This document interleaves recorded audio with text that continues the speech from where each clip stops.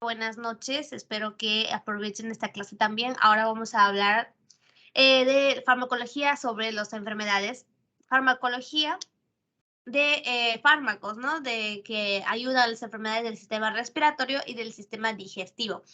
Del sistema, ambos son temas cortitos, no es tan complicado, ¿no? Por ejemplo, del cardiovascular, si fue un montón. En este caso no es tanto. Y por lo tanto, las preguntas también no son tan difíciles, tan complicadas tampoco. Así que espero que les ayude mucho esta clase para que puedan comprender mejor, ¿no? Sus exámenes pasados o la teoría que no sé si la recibieron hoy o les recibe la próxima semana, no estoy segura. Después me confirman, ¿no? Si es que ya el ateo que acaban de hacer ahorita es de este tema o del tema que ya han visto antes. No, del tema que recién van a ver la próxima semana, ¿no? Me confirman ahí por WhatsApp o por chat de Team, please. Ya, empezamos, ¿no? Con la introducción siempre. Acá vamos a hablar sobre los fármacos que vamos a usar en las enfermedades inflamatorias de las vías aéreas, por ejemplo, del asma o del EPOC. Ambas enfermedades crónicas, ¿no? De las enfermedades, enfermedades respiratorias crónicas, ¿ok? Acá hay que tener en cuenta que son crónicos. Contadito ya, ¿no? Ambos son crónicas, ya. Primero que nada, la diferencia de la fisiopatología de ambas enfermedades, ¿no? Primero, el asma. En este caso, el asma va a ser primero va a haber un estímulo, ¿no? Que son los alergenos, pueden ser estímulos físicos, que actúan en los mastocitos, ¿no? Que es una de las células del sistema inmune, ¿no? Los mastocitos, ¿no? Que tienen que ver mucho con la alergia, se activa. Activan también a eosinófilos. Esta es la característica del asma, que aumentan mastocitos y eosinófilos ahí en la vía respiratoria. Estas dos células del sistema inmune van a generar muchos factores inflamatorios como la histamina, ustedes ya lo conocen, la citocina, leucotrieno, ya lo hemos visto en clases anteriores, ¿no? O espasmógenos. Todo esto va a hacer efecto en el músculo liso del sistema respiratorio, ¿no?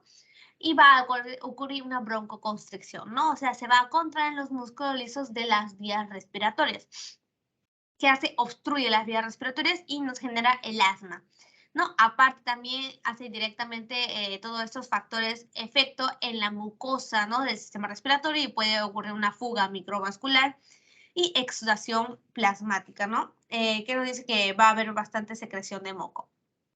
Así vamos a poder ver acá en esta imagen, ¿no? De un bronquiolo sano, normal, de un paciente normal, ¿no? Que está libre de la vía aérea, los músculos lisos están normales, ¿no? Hay pase de aire. En cambio, ¿no? El bronquiolo asmático, ustedes pueden ver que el músculo liso está contraído, ¿no? No está engrosado, sino está contraído y está cerrándose la vía aérea. Podemos ver exudación también, la asmática, o sea, mucosa, ¿no? Tenemos secreción de mucosa también a este nivel, lo que hace difícil el pase del aire, ¿no? Y esos son los síntomas principales del asma, ¿no? La dificultad respiratoria, ¿no? Tos. Todo esto ocurre porque hay una contracción del músculo liso a este nivel, ¿no? Y es por eso que los síntomas se alivian bastante cuando le damos broncodilatadores, ¿no? ¿Qué significa? Tal cual como el nombre lo dice, broncodilatadores, ¿no? Los fármacos que dilatan a los bronquios, dilatan el músculo liso de los bronquios. Ya vamos a hablar que hay algunos fármacos de esta categoría. Y usamos otro tipo de fármacos, los antiinflamatorios, ¿no? Los que suprimen la inflamación, como los corticosteroides. En este caso, en el asma, vamos a usar corticosteroides, ¿no? Justamente porque acá están activándose las células del sistema inmune, ¿no? Queremos suprimir esta activación y así evitar toda esta reacción inflamatoria. Y ya. Acá tenemos otro grupo de enfermedad que son las enfermedades pulmonares obstructivas crónicas, ¿no? El EPOC. Ya, simplemente el EPOC. Ustedes ya lo conocen, saben cómo son, es muy frecuente. Y ya, en este caso, ¿no? Tenemos dos tipos de enfermedades que podemos mencionar en el EPOC, el que es la bronquitis crónica y el enfisema, ¿no? Ambos, en este caso, las células del sistema inmune que se van a activar y van a aumentar un montón en esta área de los bronquios va a ser los neutrófilos, macrófagos, linfocitos T citotóxicos y linfocitos helpers 17, ¿no? Estos células del sistema inmune son los que se van a activar más. no va a haber un exceso de inflamación y exceso de secreción de mucosa al nivel de los bronquios, ¿no? Acá también pueden ver que se están contrayendo más el músculo liso. A diferencia del asma, ¿no? Que es refractario, o sea, pueden volverse, ¿no? A dilatar con los broncodilatadores. En este caso sí puede en cierto nivel, pero la diferencia es que en el caso del EPOC empieza a fibrosarse la vía aérea, el músculo liso o todo ese pase del aire se empieza a fibrosarse y a ponerse duro, no duro, y empieza cada vez más a disminuir el pase de aire. ¿Qué es esto? Que las enfermedades son más progresivas, ¿no? Que poco a poco van empeorando. Al igual que el enfisema, ¿no? Que es otra enfermedad donde empiezan a haber roturas de las paredes de los alveolos, ¿no? ¿Qué ocurre eso? O sea, no va a haber sitio de intercambio gaseoso. Esto también nos ocurre en la falta de perfusión, no, ventilación, ¿no? Al nivel de los alveolos. ¿Qué ocurre esto? Que en el caso de la enfermedad del EPOC, lo característico es que nos disminuye la expiración del aire. O sea, podemos inspirar, ya todo chévere, pero no nos deja expirar correctamente, ¿no? Hay una falla en la expiración del aire. ¿Y qué nos da eso? Que hay un atrapamiento de aire, hay una hiperinflación. No, ustedes pueden inspirar, pero si no pueden expirar esa misma aire que ya lo han usado, que está ahí atrapado, no pueden inspirar más aire, ¿no? Y eso nos ocasiona la dificultad respiratoria. Y ya, a eso se basa, ¿no? La fisiopatología del EPOC, un atrapamiento de aire y una hiperinflación. Ya. Los broncodilatadores lo que hace es dilatar estas vías aéreas y disminuir, ¿no? El atrapamiento de aire que ocurre en estas enfermedades. A diferencia del asma, el EPOC no son un poco más resistentes a los corticosteroides, pero también se les usa, ¿no? Acá hay una diferencia entre estas dos enfermedades, que pueden tenerlo en cuenta. Ya, esa era una breve introducción, ¿no? De las enfermedades que vamos a ver en esta clase. No solo son esas, nada más, a diferencia de cardiovascular, no esa sí era un montón. Y bueno, como les dije, ¿no? La primera acción que queremos hacer, ¿no? En el asma o en el EPOC es broncodilatar, ¿no?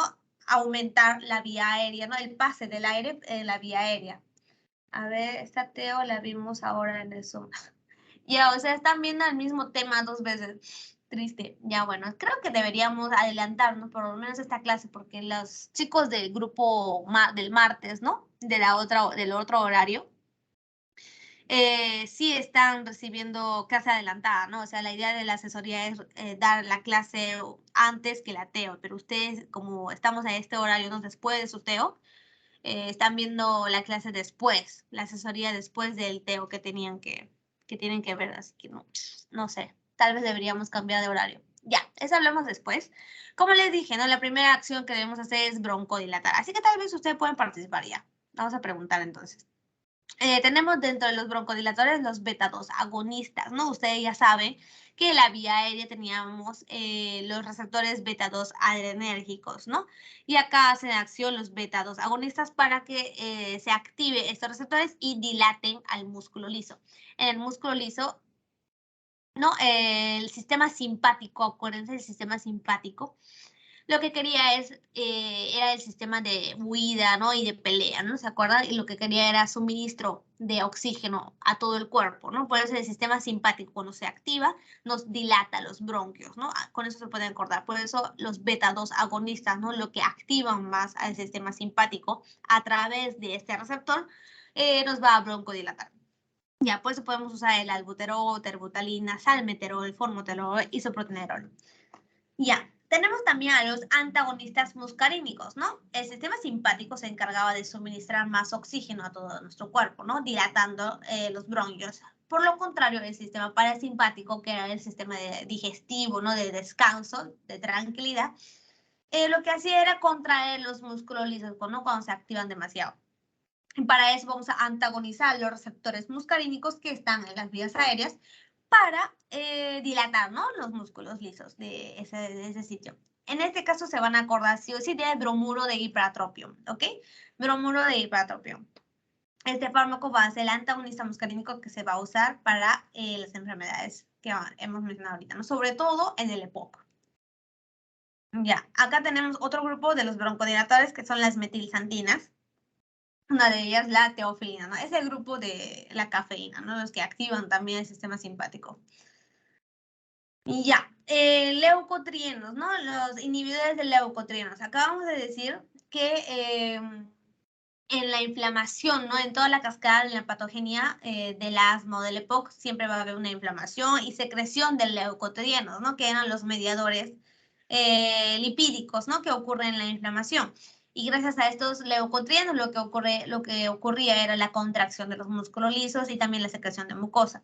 Para evitar esto le damos antagonistas de esos receptores como el safirlucas o montelukast y los que directamente inhiben la generación de estos leucotrienos, inhibiendo la lipooxigenasa, ¿no? Que era una enzima que generaba a todos los leucotrienos, ¿no? Que en este caso tenemos al sileuto. Acuérdense de ambos, ¿no? Ambos le puede venir.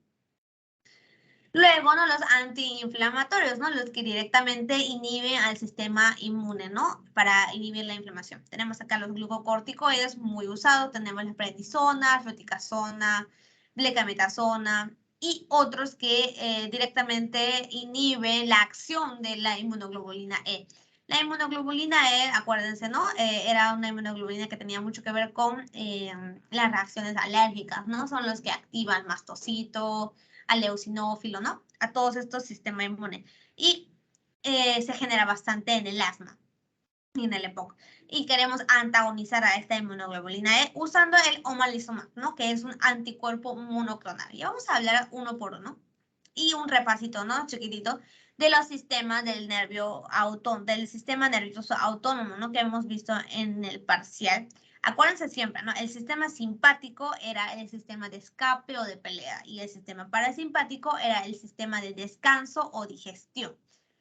¿No? Y es por eso de que cuando agonizamos, ¿no? Cuando exacerbamos la acción del sistema simpático con los agonistas, ¿no? Beta, sea alfa, nosotros vamos a hacer todas estas reacciones. No se dilata la pupila. Y en este caso, en esta teo, hablamos de relajar los bronquios, ¿no? Para que entre más oxígeno. Y el sistema parasimpático tenemos que antagonizar porque su acción era contraer a los bronquios y nosotros no queremos contraer más a los bronquios, sino queremos que relaje y que se abran las vías aéreas. Para eso tenemos que antagonizar todos los receptores del sistema parasimpático. En este caso, el muscarínico 3, ¿no? El receptor muscarínico 3. Ya. Para la administración de estos fármacos de las vías aéreas, el más útil va a ser estos espaciadores. ¿Qué hace? Nos hace suministrar el fármaco, ¿no? El líquido que está en este espaciador con chiquitas partículas, ¿no? De 2 a 5 micrómetros que genera el espaciador, ¿no? Y esto va a hacer directamente efecto en las vías respiratorias, ¿no? En los bronquios, porque está entrando por la vía aérea. Obviamente que lo que entra acá, solo el 20% aproximadamente va a llegar directo, ¿no? Inhalándose a los pulmones y el 80% se va por el tracto digestivo, ¿no? Yéndose a la circulación sistémica. Y es por eso que se mencionan, ¿no? Por estos fármacos algunos efectos secundarios sistémicos, ¿no? Obviamente porque estamos usando agonistas del sistema simpático, ¿no? Nos puede generar algunos efectos adversos, ¿no? Como que arritmias, cosas así. Ya, lo bueno, ¿no? De administrar directamente, ¿no? A la vía inhalatoria, por la vía inhalatoria y no por vía oral, por ejemplo, es que nos disminuye, ¿no? El efecto adverso que puede ocurrir en la circulación sistémica. Acá nos dicen, ¿no? Que 2 miligramos de salbutamol por vía oral son equivalentes a 200 microgramos de salbutamol por vía inhalatoria. ¿Qué significa esto? Que nosotros, si es que queremos darlo por vía oral, necesitamos 2 miligramos de fármaco, lo cual va a ser más cantidad para que se vaya a la vía circulatoria, ¿no? A la vía circulatoria general y podernos causar efectos secundarios. En cambio, si lo damos, ¿no? Por la vía inhalatoria, solo necesitamos 200 microgramos y nos da el mismo efecto, ¿no? Porque está más cerca a la vía donde queremos hacer efecto, al sitio donde queremos hacer efecto, ¿no? Eso se entiende. Si tienen preguntas, me los hacen ahorita. O quiere que lo repita, etcétera, ¿no? Tal vez mi español no estaba muy bueno hoy. Por el sueño. Ya. Como les dije, ¿no? Y tenemos acá todos los cosas, los puntos, ¿no? Que nos hace mejor dar el fármaco por vía inhalatoria que por vía oral. La principal ventaja, ¿no?, de la inhalación es el suministro de medicamento a las vías respiratorias en dosis que son efectivas, con mucho menos riesgo de efectos secundarios sistémicos, ¿no? Y también, ¿no?, es bueno porque el inicio de acción es más rápido, ¿no? Porque llega mucho más rápido, ¿no? No tiene que esperar el que pase por el tracto digestivo, que sea metabolizado por el hígado y luego pase a la circulación sistémica, sino hace un efecto más rápido, ¿no?, que por tomar por vía oral. ¿Se entiende? Espero. ¿Preguntas? No hay preguntas, ya. Siguiente punto. Ahora sí vamos a empezar uno por uno, ¿no? Los que le va a venir en el examen. Los broncodilatadores. Primero, los beta-2 agonistas, ¿no? Acuérdense, el beta-2 agonistas tenía toda esta cascada dentro de la célula, activando a la adenilciclasa intracelular y aumentando el AMP cíclico, que era su segundo mensajero, ¿no? Acá viene el beta-2 agonista, ¿no? Los fármacos, y se unen al receptor beta-2 agonista, ¿no?, que era del sistema simpático en el músculo liso. Lo que ocasionaba era aumento de la acción de la adenilciclasa, aumento de AMP cíclico en este músculo liso, y este AMP cíclico fosforilaba la proteína quinasa A. No, la proteína quinasa A lo que hacía era toda esta cascada para disminuir la cantidad de calcio intracelular. Si no tenemos calcio, nuestros músculos se relajan, ¿no? Todo chévere. Y así nos abrían la vía aérea, ¿no?, relajando el músculo liso. Aparte, ¿no?, la acción de este receptor beta-2 agonista, ¿no?, tenemos a la disminución del edema, ¿no?, de este lugar, ¿no?, disminución de la acumulación de líquido en este lugar. Impide la liberación de mediadores por los mastocitos, ¿no? Impide que los mastocitos actúen, ¿no? Los mastocitos, acuérdense, eran las células del sistema inmune que se activaban bastante en el asma, ¿no? En el asma, no en el EPOC. Y ya. Y acá los fármacos de los broncodilatadores beta-2 agonistas se clasifican por su tiempo de acción, ¿no? Si tiene acción corta, que le llamamos los SABAs, y si tiene acción prolongada, ¿no?, que son los LABAs. Entre las acciones cortas, los SABAs, tenemos al albuterol o salbutamol, ¿no? Son lo mismo. Aprendes a los dos nombres porque les voy a preguntar en ambos, en el parcial, en el final. Terbutalina y fenoterol, ¿no? Su acción es de 3 a 4 horas, ¿no? Y es por eso que nosotros administramos, digamos, 2 veces, 3 veces al día. Y se usa para un asma agudo grave, ¿no? Un asma agudo grave. En este caso, de la... ¿Qué agua? Ya, en este caso de la acción prolongada, tenemos al salmeterol y formoterol. A ver, un ratito.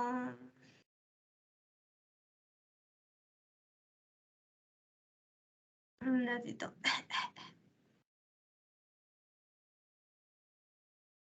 Me muero, ya. Salmeterol y formoterol. La acción va a ser aproximadamente de 12 horas. Nosotros solo necesitamos administrar el fármaco una vez o 2 veces al día máximo. Este se va a usar para el control del tratamiento para asma y para EPOC, ¿ok? El control de asma o tratamiento para EPOC, ¿sí? La diferencia de estos dos, que tenga claro. Pero básicamente es más usado este método de administración. Obviamente que por los inhaladores, ¿no? Por estos espaciadores, como pueden ver que está usando la chica acá.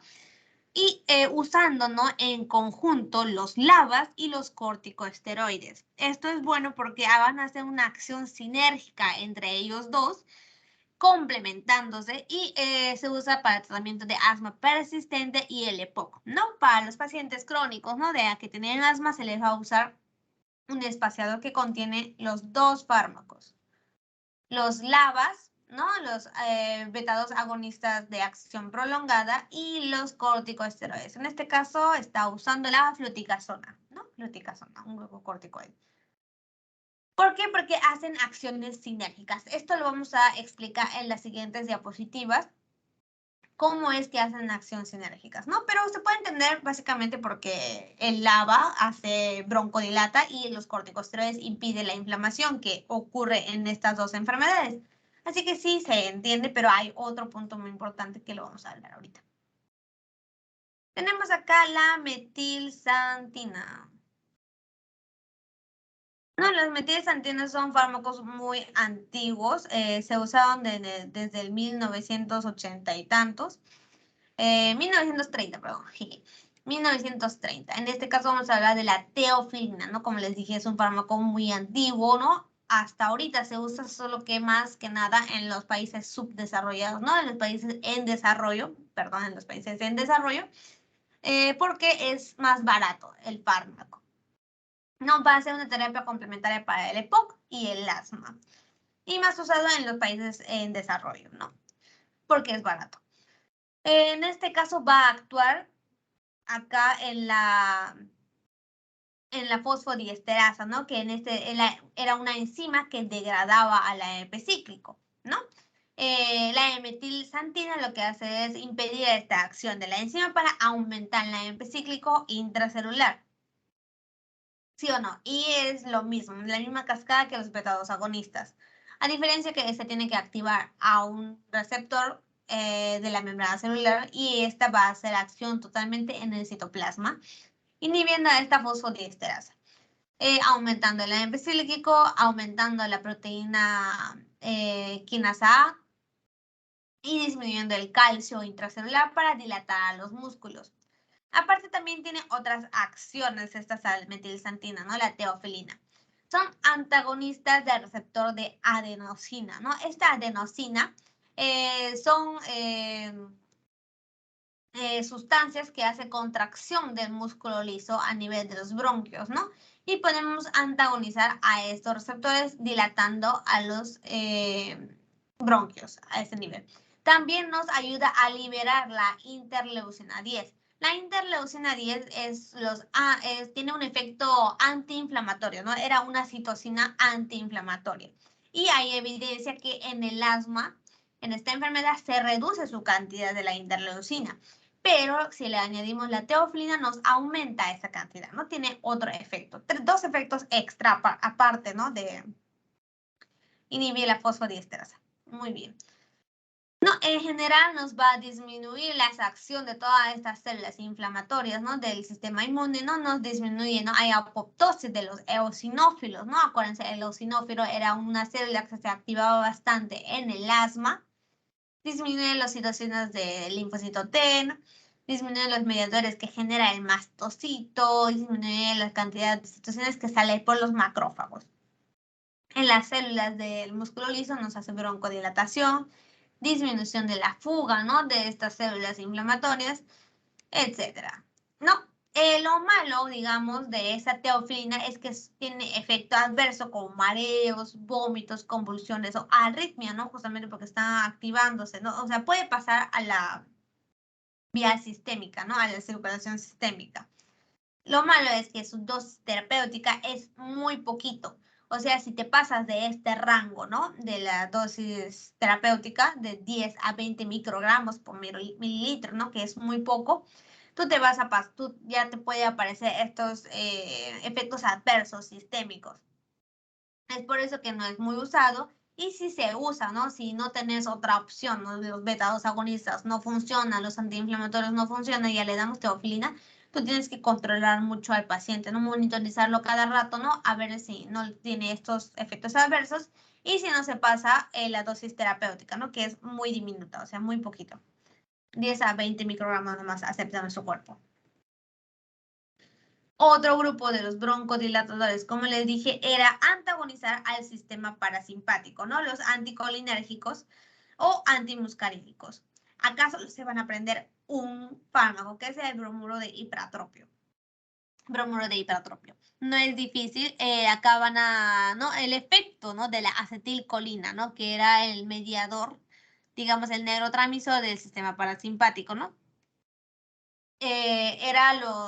Su acción es contra los músculos lisos de las vías aéreas y secretar mayor mucosa. Lo que hacemos es activar a la vía del receptor muscarínico 3, ¿no? Activar la proteína GQ y hacer toda esta cascada para que se dilate los músculos lisos y disminuya la secreción de la mucosa por las células epiteliales de las vías respiratorias, ¿ok? No es tan difícil, creo. Ya.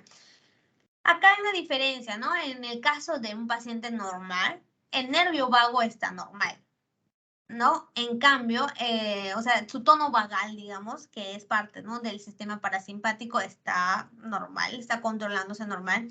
En cambio, en un paciente con enfermedad obstructiva pulmonar crónica, ¿no?, el EPOC, tiene un tono vagal aumentado. Y esto nos hace que haya una contracción intensa, ¿no?, en los bronquios, ¿no? Pueden ver que la vía aérea ya no hay nada casi. Y no, o sea, esta es la característica. El tono vagal está muy activo y va a haber una contracción muy intensa en los pacientes con EPOC. Nosotros, ¿no?, con los antimuscarínicos, ¿no?, con los que tienen que ver con el nervio vago, vamos a antagonizar estos receptores para que el tono vagal ya no haga tanto efecto en los bronquios. Y así pueden ver que junto con los antimuscarínicos, en este caso el bromuro de hipratropio, la contracción va a ser con menor intensidad. Y es la única forma, ¿no?, de tratar de revertir ya la disminución de la vía aérea en los pacientes del EPOC. Como les dije, ¿no?, en el EPOC, a diferencia del asma, es progresiva más la enfermedad. O sea, se va a fibrosar cada vez más las vías aéreas, haciéndose duro, ¿no?, llenándose de colágeno, ¿no? Y ya no se va a poder aumentar más las vías aéreas, ¿no? Lo único que vamos a hacer es así, disminuir el tono vagal, tratando, ¿no?, de disminuir el tono vagal para que haya menos constricción, ¿no?, de esta vía aérea. Es por eso que este bromuro de hipratropio es mucho más efectivo en el caso de los pacientes con EPOC, a diferencia del asma, ¿no? El asma, su primer fármaco, ¿no?, que hace más efecto va a ser los beta-2 agonistas, ¿no? En este caso, todo lo que hemos visto. En el EPOC va a ser más efectivo el bromuro de hipratropio, a comparación del asma. ¿No? Los fármacos anticolinérgicos, ¿no?, reducen el atrapamiento de aire y mejoran la tolerancia al esfuerzo de los pacientes con EPOC. Siguiente grupo, ¿no? Ya hemos hablado de todos los broncodilatadores. Los beta-2 agonistas, metilxantinas y el bromuro de hipratropio. Ahora vamos a hablar de los antiinflamatorios, en este caso los corticosteroides, ¿no? Cuando hay un estímulo inflamatorio, ¿no?, que llega a una célula, se va a activar esta proteína, ¿no?, que está con las siglas de IKK beta, que su nombre es muy largo, ¿no? Es el inhibidor del factor nuclear kappa beta quinasa, ¿no? No es necesario que se aprenda su nombre. Eso se va a juntar con un dímero de proteínas que es el P65, P50.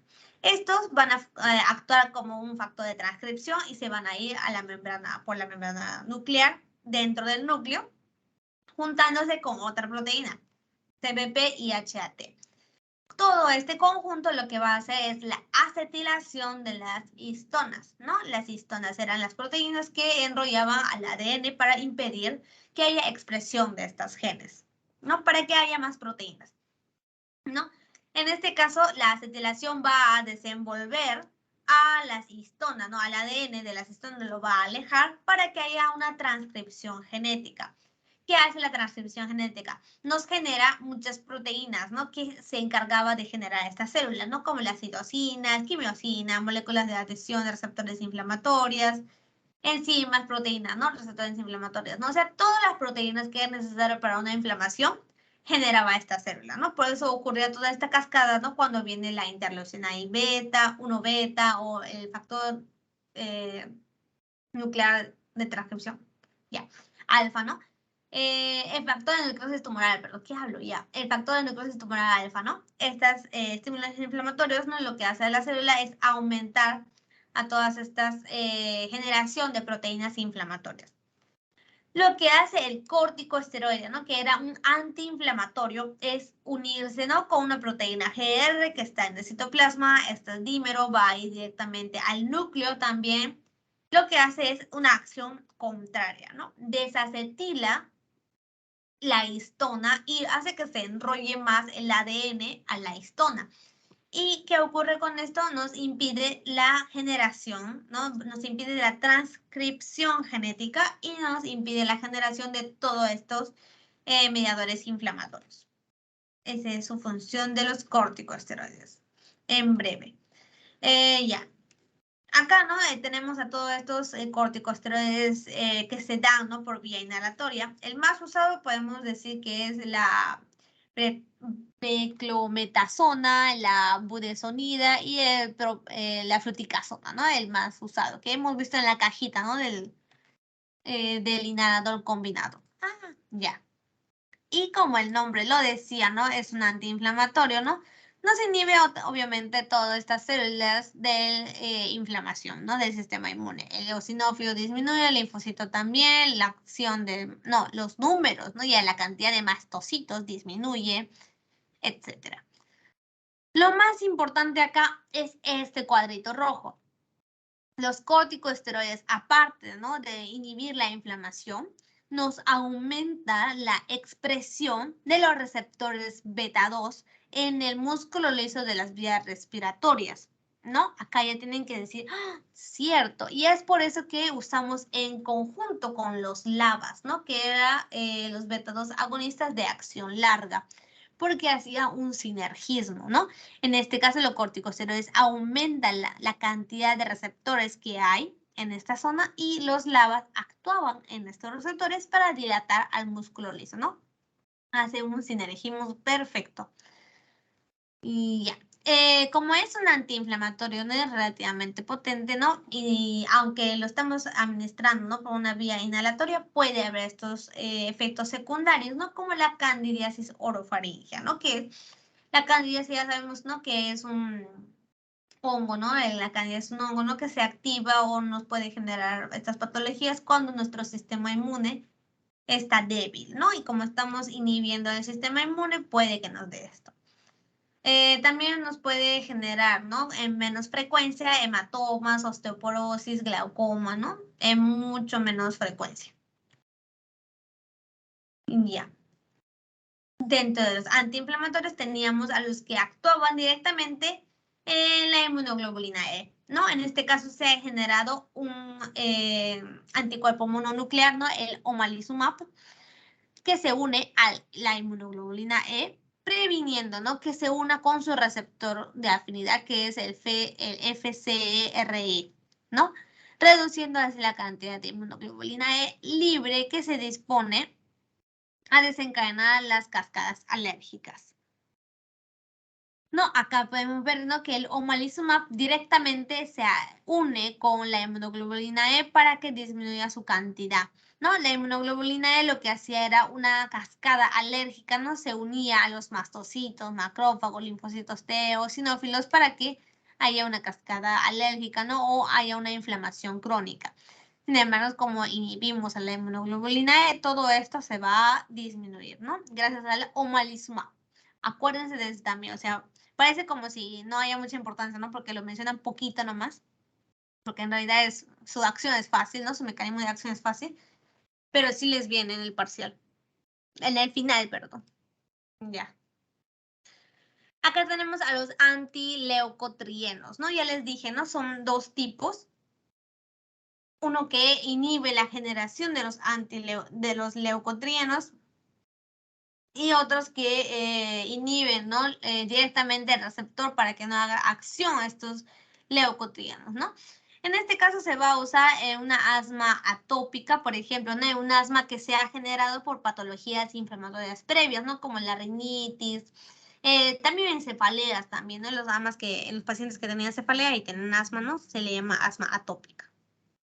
En esos pacientes se le puede dar. Uno de los pacientes que ya no ha hecho efecto como habíamos esperado, ¿no? Los beta agonistas o los antimuscarínicos, ¿no? Descartamos estos fármacos y ya usamos los antileucotrienos. ¿Por qué? Porque como pueden imaginarse es un poquito más caro, ¿no? El precio de estos fármacos a comparación de los otros. Les dije que eran dos grupos. No, acuérdense de esta cascada, ¿no? Acuérdense del ácido araquidónico siempre. Este ácido araquidónico es generado por los lípidos que están en la membrana plasmática de todas las células. No, teníamos dos vías, la ciclooxigenasa y la lipooxigenasa. La ciclooxigenasa lo hemos visto en el parcial, ¿no? Los que inhiben al COX-1 y al COX-2. La lipooxigenasa también lo vieron en el parcial, creo. Son los que generaba a todos estos leucotrienos. Los leucotrienos generaban vasoconstricción, broncoespasmo, aumento de la permeabilidad vascular, etc.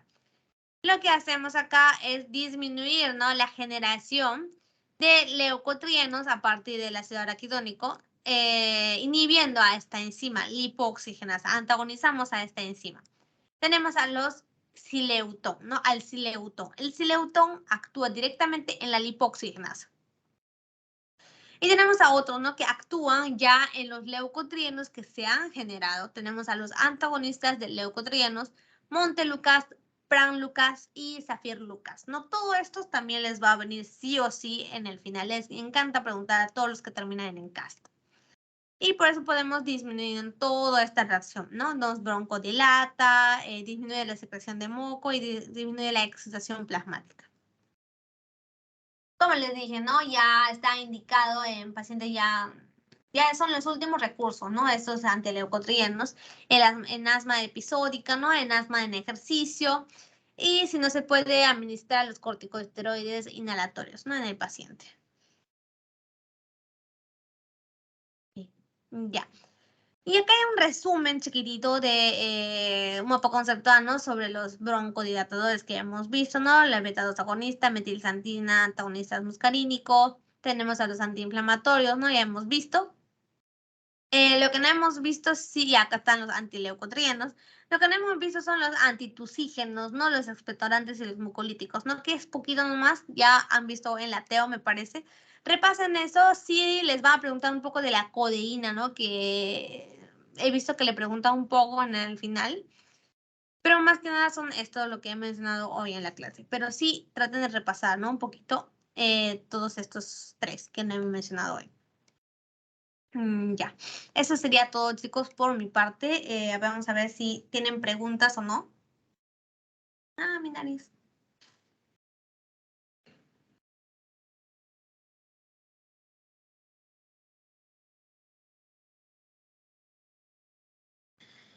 Bien, chicos, ¿qué tal? ¿Tienen dudas, preguntas, quejas, consejos hacia mí para la vida?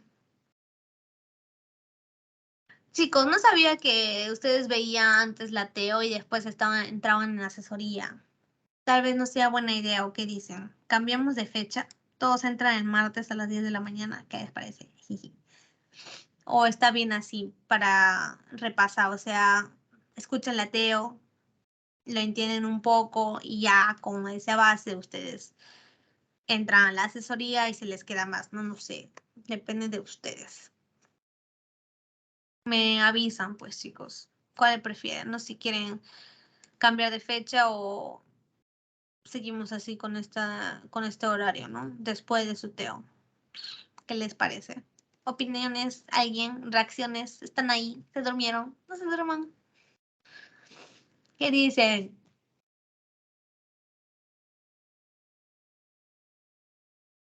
Si quieren pueden decirme por chat.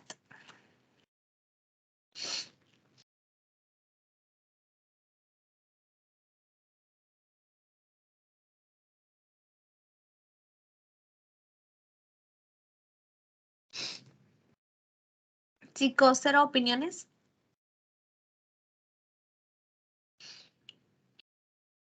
Ya, bueno, me lo dicen ya.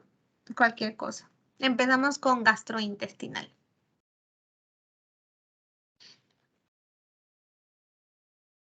Ale, ¿estás?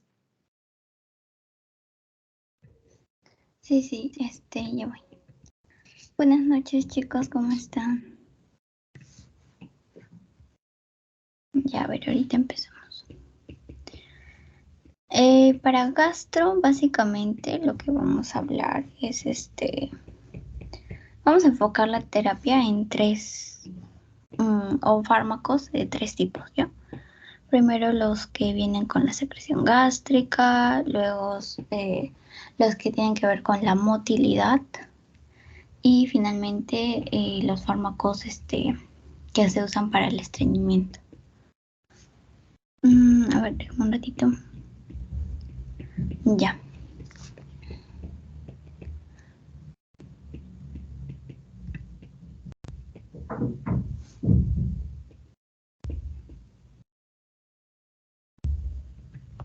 Ay, ya está raro mi tensión en parto. Ya saben, chicos, si no se me escucha bien o ¿Se escucha entrecortado? Me avisan ya. Ay, esperen, antes que empiece Ale, me había olvidado de avisarles que tenían que llenar, no sé si han llenado todos en el forms del pretest, estaba para llenar su nota de parcial. Sí, porque como los que ya han estado en asesoría saben, ¿no? Que nosotros tenemos que dar un reporte, ¿no? Al programa para que siga este programa, ¿no? Los otros ciclos también, ¿no? Y su nota de parcial nos ayuda bastante, ¿no? Para hacer cuadros. Y necesitamos, ¿no? Que nos diga así su nota sincera, ¿no? No es necesario que lo digan de más, ¿no? Aumente su nota. Su nota sincera lo pone en la respuesta, please, los que no han dado el pretest, en el post-test me lo dicen, please. Gracias. Y ya, Ale, no te interrumpo. Ya. Sí, chicos, es importante que llenen estos datos para saber, ¿no? Que estas asesorías les funcionan. Ya, bien, entonces vamos a empezar con farmacología gastrointestinal. Entonces, como les decía, nosotros vamos a encaminar, por así decirlo, esta teoría en 3 tratamientos, ¿no? 3 tipos de tratamiento. Primero, las que se relacionan con lo que es la secreción gástrica, los que se relacionan con la motilidad intestinal, porque a veces queremos que la motilidad aumente, y para los pacientes que sufren de estreñimiento, ¿no? Ya, primero vamos a hablar sobre los tratamientos para enfermedades relacionadas a secreción gástrica. ¿Cuáles son esas enfermedades? Gastritis, reflujo gastroesofágico, úlceras. Entonces, van a haber molestias, ¿no? Que los pacientes van a venir en la clínica, van a venir, me quema el estómago, tengo reflujo. Entonces, vamos a ver por qué pasa eso y qué le podemos indicar, ¿ya? Entonces, esta es una primera imagen, así de intro de fisiología, porque saben que todo lo de fármacos se tiene que relacionar con fisiología, ¿no? En donde tenemos nuestro estómago y tenemos células, ¿no? Tenemos las células parietales, estas células parietales se van a encontrar más que nada en el cuerpo y que es importante que se acuerden que va a secretar lo que es ácido clorhídrico y factor intrínseco, ¿ya? Ácido clorhídrico y factor intrínseco. También tenemos nuestras células principales, ¿no? Estas células nos van también se encuentran en el cuerpo, la mayoría se encuentran, tanto las parietales como las principales se encuentran en el cuerpo y nos va a secretar lo que es el pepsinógeno, ¿ya? Y finalmente en el antro ya tenemos a dos células, ¿no? Las células G. Estas células G van a ser las más importantes, el cual van a secretar gastrina.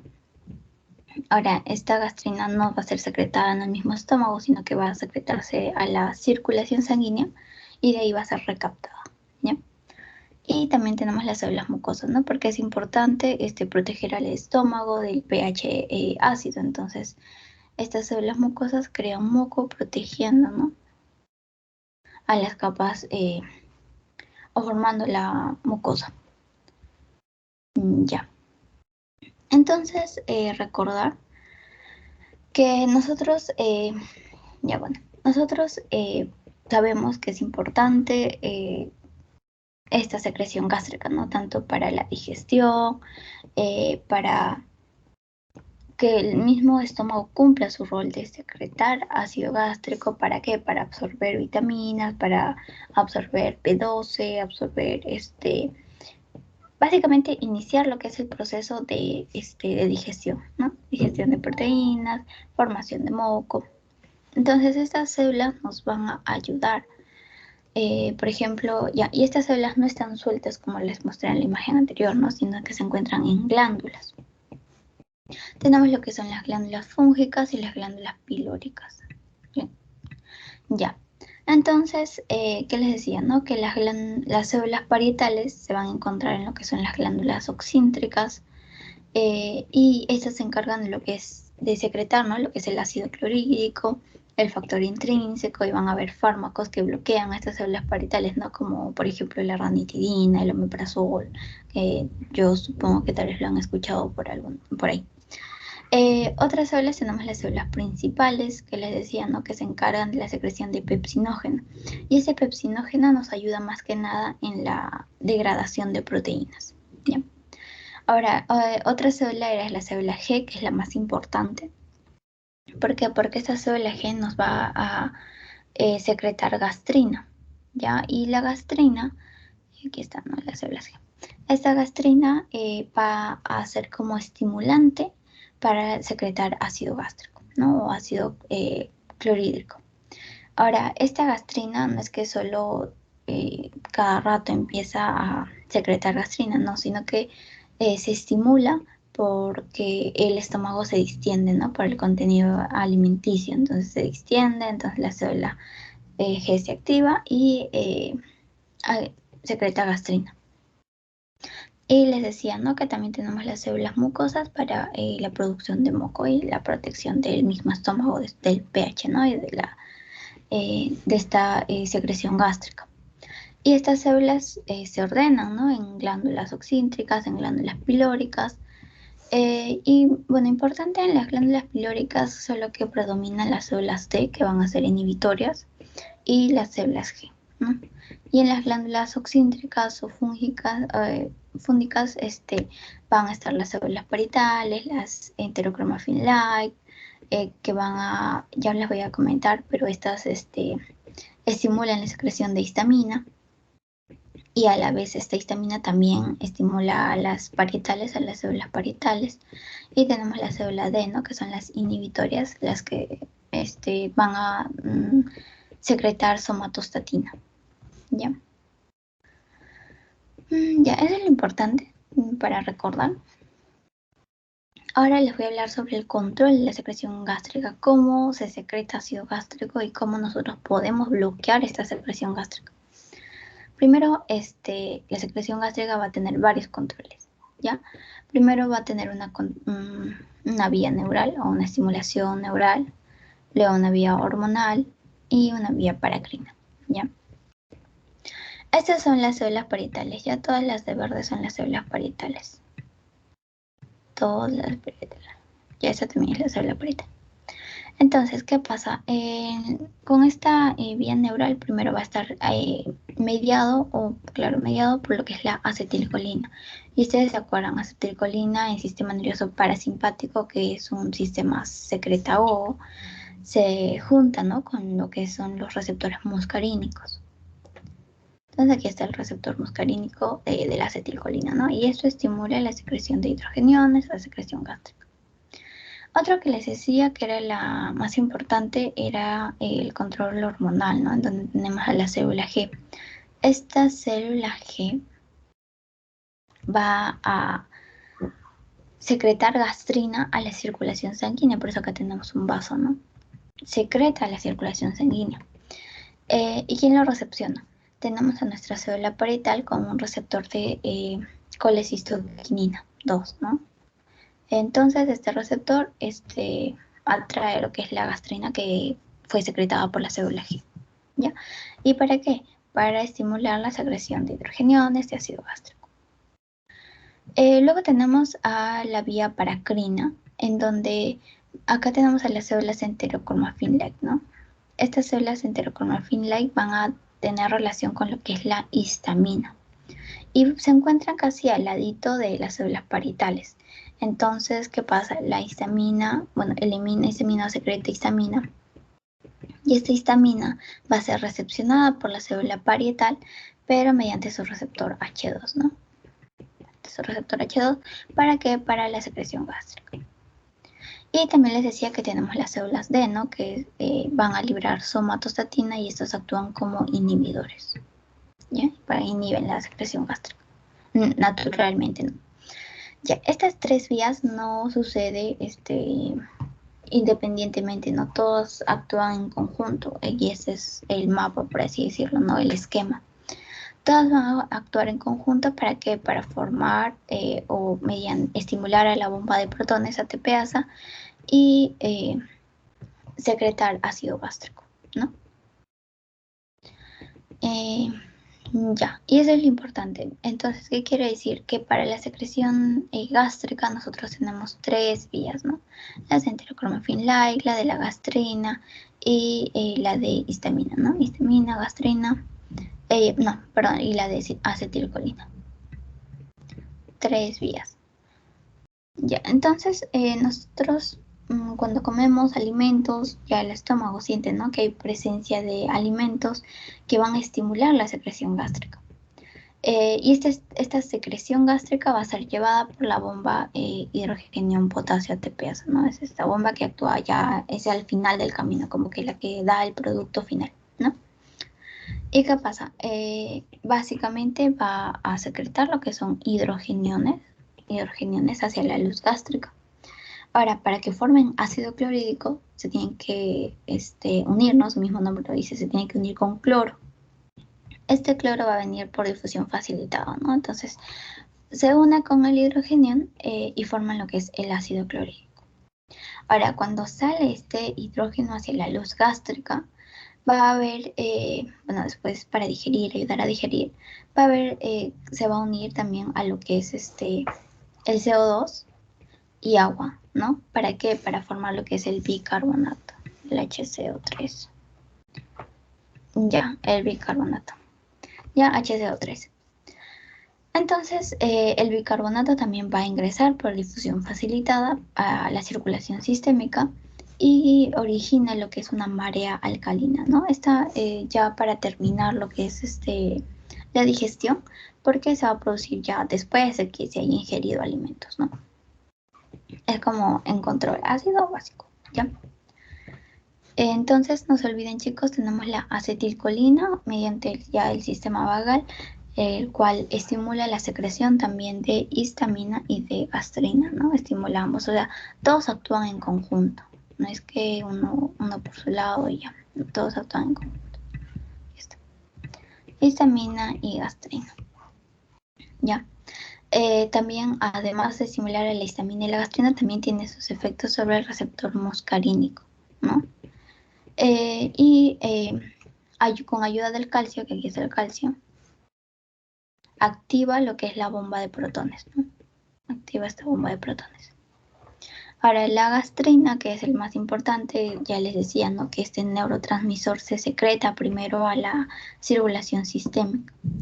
Se une a la colecistoquinina, que es el receptor colecistoquinina, activa también los canales de calcio. ¿Para qué? Para activar a la bomba de protones, ¿no?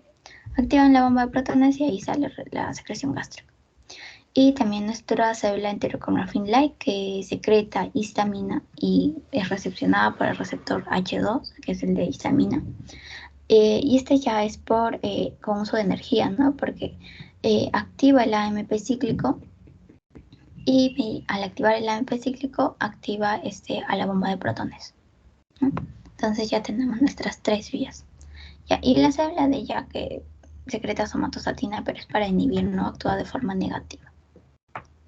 ¿Sí se entendió, chicos, esta parte?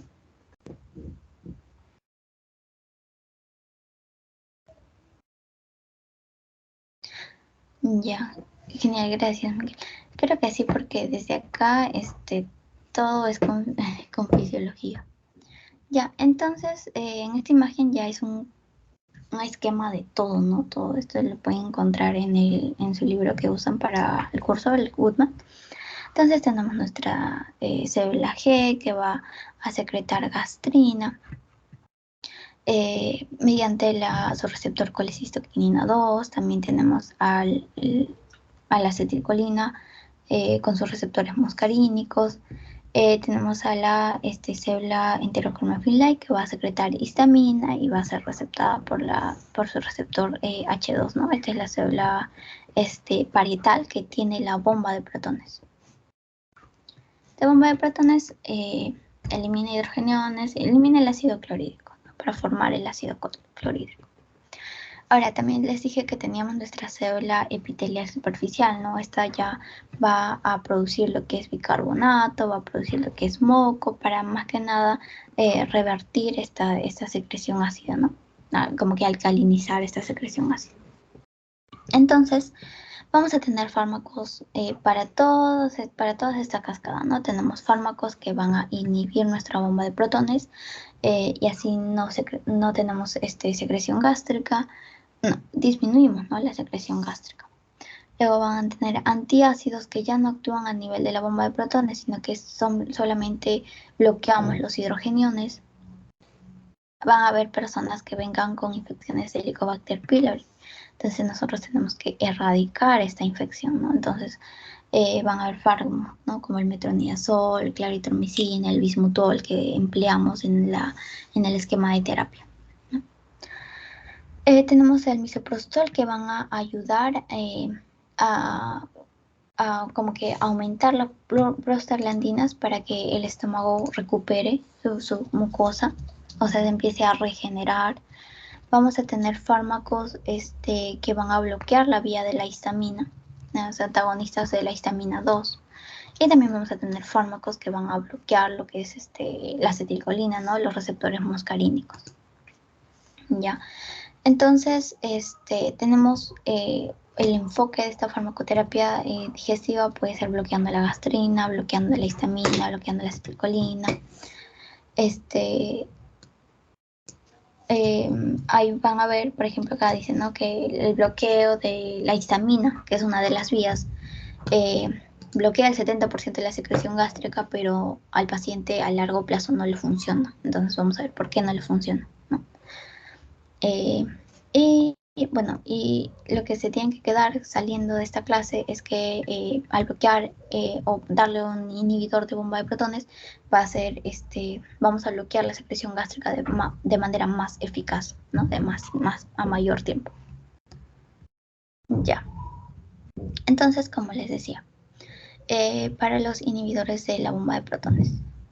Entonces, relacionándolo con la clínica, ¿no? Usted viene, su paciente te dice, ya, doctor, me duele la boca del estómago, tengo un dolor que es un dolor retroesternal, tengo acidez, tengo disfagia, que no puede comer. Ya, entonces lo que podemos suponer es que el ácido en la excreción gástrica está subiendo hacia el esófago, ¿no? Este es el reflujo la enfermedad de reflujo gastroesofágica, ¿no? Entonces, pH ácido del estómago, este pH ácido del estómago en nuestro esófago es muy diferente, ¿no? Entonces, por ello que al paciente le genera toda esta sintomatología. Y ahora, ¿por qué pasa esto, no? Nuestra célula parietal está normal, está con su bomba de protones, que es esta de acá, y elimina hidrogeniones, ¿no? Elimina hidrogeniones, forma el ácido gástrico, todo normal. O el paciente puede tener úlcera también, ¿no? Y imagínense echarle limón a una herida, ¿no? Algo así, el paciente viene con esa sintomatología. Entonces ya le decimos, ya le vamos a indicar un inhibidor de la bomba de protones. ¿Cómo actúa este inhibidor de bomba de protones? Primero, farmacocinética, ¿no? Se absorbe, lugar de administración, se absorbe, tiene que llegar a la circulación sanguínea y de ahí recién se va a distribuir. Después de llegar a la circulación sanguínea, recién va a regresar otra vez al estómago. Y ahora, yo les digo, por qué el inhibidor de la bomba de protones no regresa, ¿no? O sea, si está viniendo de la circulación sanguínea hacia el estómago, ¿por qué no del estómago otra vez regresa a la circulación sanguínea, no? Y eso es algo que dan importancia en su teoría, ¿no? Y ahorita les explico por qué. Entonces se absorbe, va a la circulación sanguínea o a la circulación sistémica y regresa, ¿no? Hacia las células parietales, se difunde. Lo que va a hacer es que se va a acumular en este inhibidor de la bomba de protones en los canalículos, entonces en los canalículos, ¿no? Donde está el inhibidor, la bomba de protones. Entonces viene el inhibidor de bomba de protones y se pega a los canalículos, ¿ya? Y ahora, algo importante de estos fármacos es que son profármacos. ¿Qué quiere decir? Que por más que ya haya pasado la absorción, ya haya pasado la distribución, cuando se metaboliza recién se van a activar, ¿no? Recién se activa. Entonces, estos inhibidores de la bomba de protones necesitan un pH menor a 5 para activarse, ¿ya? Se activan y vienen, ¿no? a las células parietales y se acumulan dentro de estos canalículos. Acá vienen todos todo el fármaco, ¿no? Todos los inhibidores de la bomba de protones. ¿A qué? A inhibir la bomba de protones, ¿no? Entonces se acumulan. Y yo les decía, ¿no? Ya, se acumula y se activa y van a formar lo que son sulfenamidas tetracíclicas, ajá. Sulfenamidas forman y catalizan los protones. Entonces, esta formación de sulfenamidas evita que este fármaco, este inhibidor de la bomba de protones, regrese hacia la circulación sanguínea, ¿no? Evita que regrese. Y además de ello, evita que se regrese por el canalículo, ¿no? Hacia el estómago. Entonces, ¿qué hace? Forma sulfenamidas. ¿Para qué? Para pegarse irreversiblemente a la bomba de protones, ¿ya? Esta es una unión irreversible, por eso es que nuestros inhibidores de la bomba de protones son tan eficaces, porque bloquean, por así decirlo, la salida del producto final, ¿no?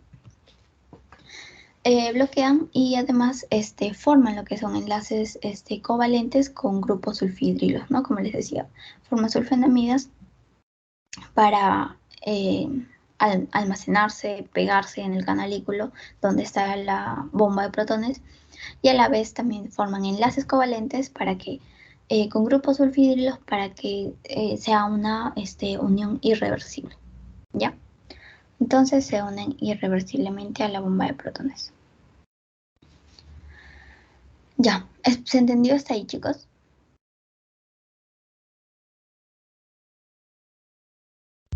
Espero que sí, chicos. Ya. Entonces, básicamente, ese es todo su mecanismo de acción. Si quieren que repita algo, me avisan yo. Entonces, acuérdense, son profármacos. Profármacos, ¿qué quiere decir? Se activan después de metabolizarse recién. Entonces, un poco de su farmacocinética, farmacodinámica, ¿no? Entonces, les decía, ¿no? Se activan en ácido, en un pH menor a 5. Usualmente se le va a dar al paciente 30 minutos antes de las comidas. También se va a absorber por lo que es el intestino delgado. ¿Por qué? Porque es un fármaco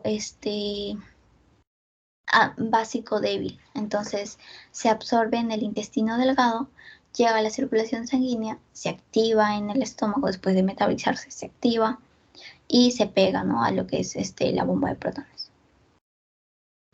Ya, se metaboliza por el citocromo 450, lo que causa es una unión irreversible hacia la bomba de protones y básicamente bloquea, ¿no? El 70% de la secreción gástrica. Y su duración puede ser de 24 a 48 horas. También se distribuye bien porque se une a las proteínas plasmáticas y se excreta por vía hepática. ¿Ya? Ahora hay primeras indicaciones. ¿Para quiénes damos estos inhibidores de la bomba de protones? Básicamente para los que tienen enfermedad de reflujo gastroesofágico, quiere decir, ¿no?, que el ácido gástrico sube hacia el esófago. Para los que tienen hemorragias digestivas, porque tienen heridas, ¿no? Por algo están eliminando esta secreción hematínica. Puede ser para el tratamiento de úlceras. Ustedes van a ver, si ven el plan de tratamiento del Helicobacter o la erradicación del Helicobacter, van a ver que en todas las líneas de tratamiento está el inhibidor de la bomba de protones, ¿no? Para prevenir o tratar los daños que se han hecho por el uso de AINES, ¿no? Como les decía, los AINES son gastrolesivos. Entonces, los inhibidores de protones son para prevenir los daños, ¿no? Si un paciente va a tomar un AINE gastrolesivo por un largo tiempo, también se le da acompañado de omeprazol, pantoprazol, más que nada omeprazol, ¿no?, porque es el más conocido. Uno de los efectos adversos de estos inhibidores de protones, casi no hay muchos ya, pero los efectos adversos se deben a que el paciente hay una mala indicación médica, ¿no? Puede tener náuseas, dolor abdominal, estreñimiento, flatulencias, diarreas. Y los efectos así más crónicos a largo plazo puede ser una enfermedad renal crónica, fracturas óseas, no fracturas óseas en sí, pero sí como les da osteoporosis. ¿Por qué? Porque al inhibir la bomba de protones, nosotros disminuimos la absorción de calcio, ¿no? y al disminuir el calcio de la sangre, también se va a activar, ¿no? La paratormona va a decir, ¿por qué no hay calcio? Entonces va a reabsorber más calcio de los huesos, entonces genera lo que es la osteoporosis y el paciente puede ser más propenso a tener fracturas, ¿no? Otro de los efectos adversos, si le da diarrea, puede ser por un sobrecrecimiento de la flora intestinal, peritonitis bacterianas espontáneas, varias, pero esto es a largo plazo, ¿ya? Hay interacciones, ¿no? Si se metaboliza por el citocromo 450, va a tener interacciones, ¿no? Como lo que es la warfarina, el clopidogrel, el diazepam, si es que ya el paciente no... bueno, esta interacción es con el medicamento que está tomando, se le da omeprazol, ¿no? Es la interacción con otros medicamentos, ya podemos cambiar este omeprazol a pantoprazol, ya hacemos el cambio. Y el igual pertenece al inhibidor de la bomba de protones. Ya, ¿y qué fármacos tenemos dentro de estos inhibidores de bomba de protones? Tenemos Altex, lansoprazol, que está acá. Ese es un cuadro igual del Goodman. Es omeprazol, lansoprazol, omeprazol, que es el más conocido, pantoprazol, que les decía que se podía cambiar con el omeprazol, y el rabeprazol, ¿no? Entonces, si ven sus indicaciones o para qué lo usamos, básicamente la mayoría es para úlcera gástrica, úlcera duodenal, enfermedad de reflujo gastroesofágico o para la erradicación del Helicobacter pylori, ¿no? Ya, entonces un poco más los inhibidores de la bomba de protones. Ya, y es el más efectivo, ¿no? Ahora vamos a compararlo con el antagonista del receptor de histamina 2. Yo les decía que para formar el ácido clorhídrico se necesita estimular, ¿no?, a la bomba de protones. Y tú estimulas mediante la acetilcolina, mediante la gastrina y la histamina. Entonces, estos antagonistas del receptor de histamina 2 solo van a bloquear ¿qué? Van a bloquear la vía de la histamina. Solo esta vía. Ya. Pero, primero mecanismo de acción. Estos fármacos actúan competitivamente con el receptor de histamina, por eso son antagonistas del receptor. Ya actúan con el H2, pero su unión, o sea, cuando se unen al receptor, no es irreversible como los inhibidores de la bomba de protones, que les decía que era irreversible, ¿no? Estos antagonistas del receptor de histamina son reversibles, ¿ya? Su unión es reversible, ¿ya? Se unen a estos receptores de histamina en las células parietales de manera reversible. Entonces, entonces van a ser menos potentes que los inhibidores de la bomba de protones. Sí nos van a ayudar a suprimir lo que es la secreción gástrica, pero dentro de las 24 horas, ¿no? Ya no 24 a 48, sino que dentro del primer día ya va a suprimir hasta el 70% de la secreción gástrica. Ahora, aquí está, ¿no? Ya tienen las diapositivas, me parece que ya las han colgado. Entonces van a inhibir la producción de ácido porque compiten de manera reversible. Es importante que se acuerden que es reversible con la histamina, ¿no? Con el receptor de histamina o H2 en las células parietales. Ya, ahora, importante que se acuerden es que ¿por qué son menos eficaces? Porque el cuerpo va a generar tolerancia y va a generar rebote. ¿Qué quiere decir esto? Nosotros bloqueamos la secreción de ácido, no bloqueamos la histamina ya. Bloqueamos la histamina y el estómago siempre tiene todo calculado, todo escrito y dice, ya, yo secretaba tanto por ciento de ácido clorhídrico y ahora me falta, o sea, estoy secretando menos, ¿no? Entonces, te falta ácido el estómago. Entonces el estómago, bueno, el cuerpo, lo que va a hacer es aumentar la producción. Puede ser la vía de la gastrina, puede ser la vía de la acetilcolina, ¿no? Y es por ello que estos inhibidores de la bomba de protones, como bloquean, o sea, el anterior fármaco, bloquean irreversiblemente, van a ser más eficaces, ¿no?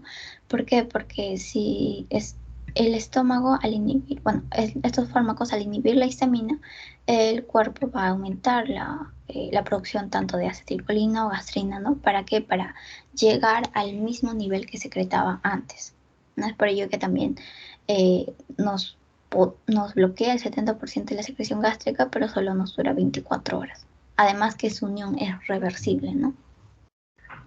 Ahora, puede haber un fenómeno de lo que es tolerancia.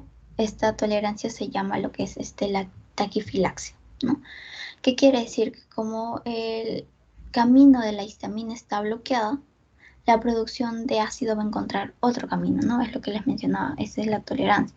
Si la histamina está bloqueada, ¿qué hace el estómago? Ya, aumentamos más gastrina o aumentamos más acetilcolina. ¿Para qué? Para aumentar a la secreción de ácido gástrico que estábamos antes. ¿Ya? Entonces, acuérdense, taquifilaxia es la tolerancia que se da por los fármacos antagonistas del receptor de histamina 2. ¿Ya? Entonces, este paciente no se le puede dar a largo plazo, ¿no? Un paciente después de 3 a 4 semanas que ha seguido usando estos antagonistas del receptor de histamina 2, va a tener otra vez picos de acidez, ¿no? Decía, ya uno de los fármacos es la ranitidina, que es el más eficaz, que actúa más rápido, o el más conocido también, ¿no? Entonces está ya 4 meses con su ranitidina. Dice, no, a mí ya no me da molestias de acidez. Y de repente a otro empieza a tener picos, ¿no? Más secreción, mayor cantidad de secreción ácido gástrico, ¿no? Tiene estos picos de acidez que van a llevar, ¿qué va a decir, no? Ya este fármaco no me sirve, pero en sí es por el tiempo que ha estado usando este paciente, ¿no? Por eso es que no se debe abusar de estos fármacos. Ya, y finalmente, también para retirar estos fármacos, o tanto estos antagonistas del receptor de hidrogeniones como los inhibidores de la bomba de protones, tenemos que, no se le puede quitar así por así, o bueno, sí, pero tenemos que cuidar la mucosa gástrica, tenemos que proteger esta mucosa. ¿Ya? Y ahorita les voy a hablar qué fármacos aumentan la defensa de esta mucosa. Antes de pasar a la siguiente diapositiva, estos antagonistas al receptor de histamina lo podemos usar ¿para qué? Para ayudar a la cicatrización de úlceras gástricas, de úlceras duodenales, para el reflujo gastroesofágico, no complicado, claro, y para prevenir, ¿no?, las úlceras por estrés. Dentro de sus efectos adversos son escasos, pueden ser diarrea, cefalea, somnolencia, dolor muscular, estreñimiento.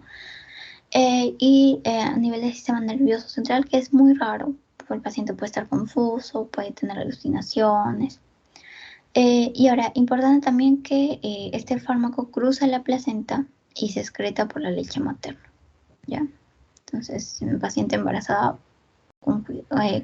tener cuidado, ¿ya? Ya, y les decía que para quitar los que han estado con bastante tiempo, ¿no?, estos fármacos inhibidores de la secreción gástrica, tenemos que como que preparar la mucosa, ya preparar la mucosa del estómago.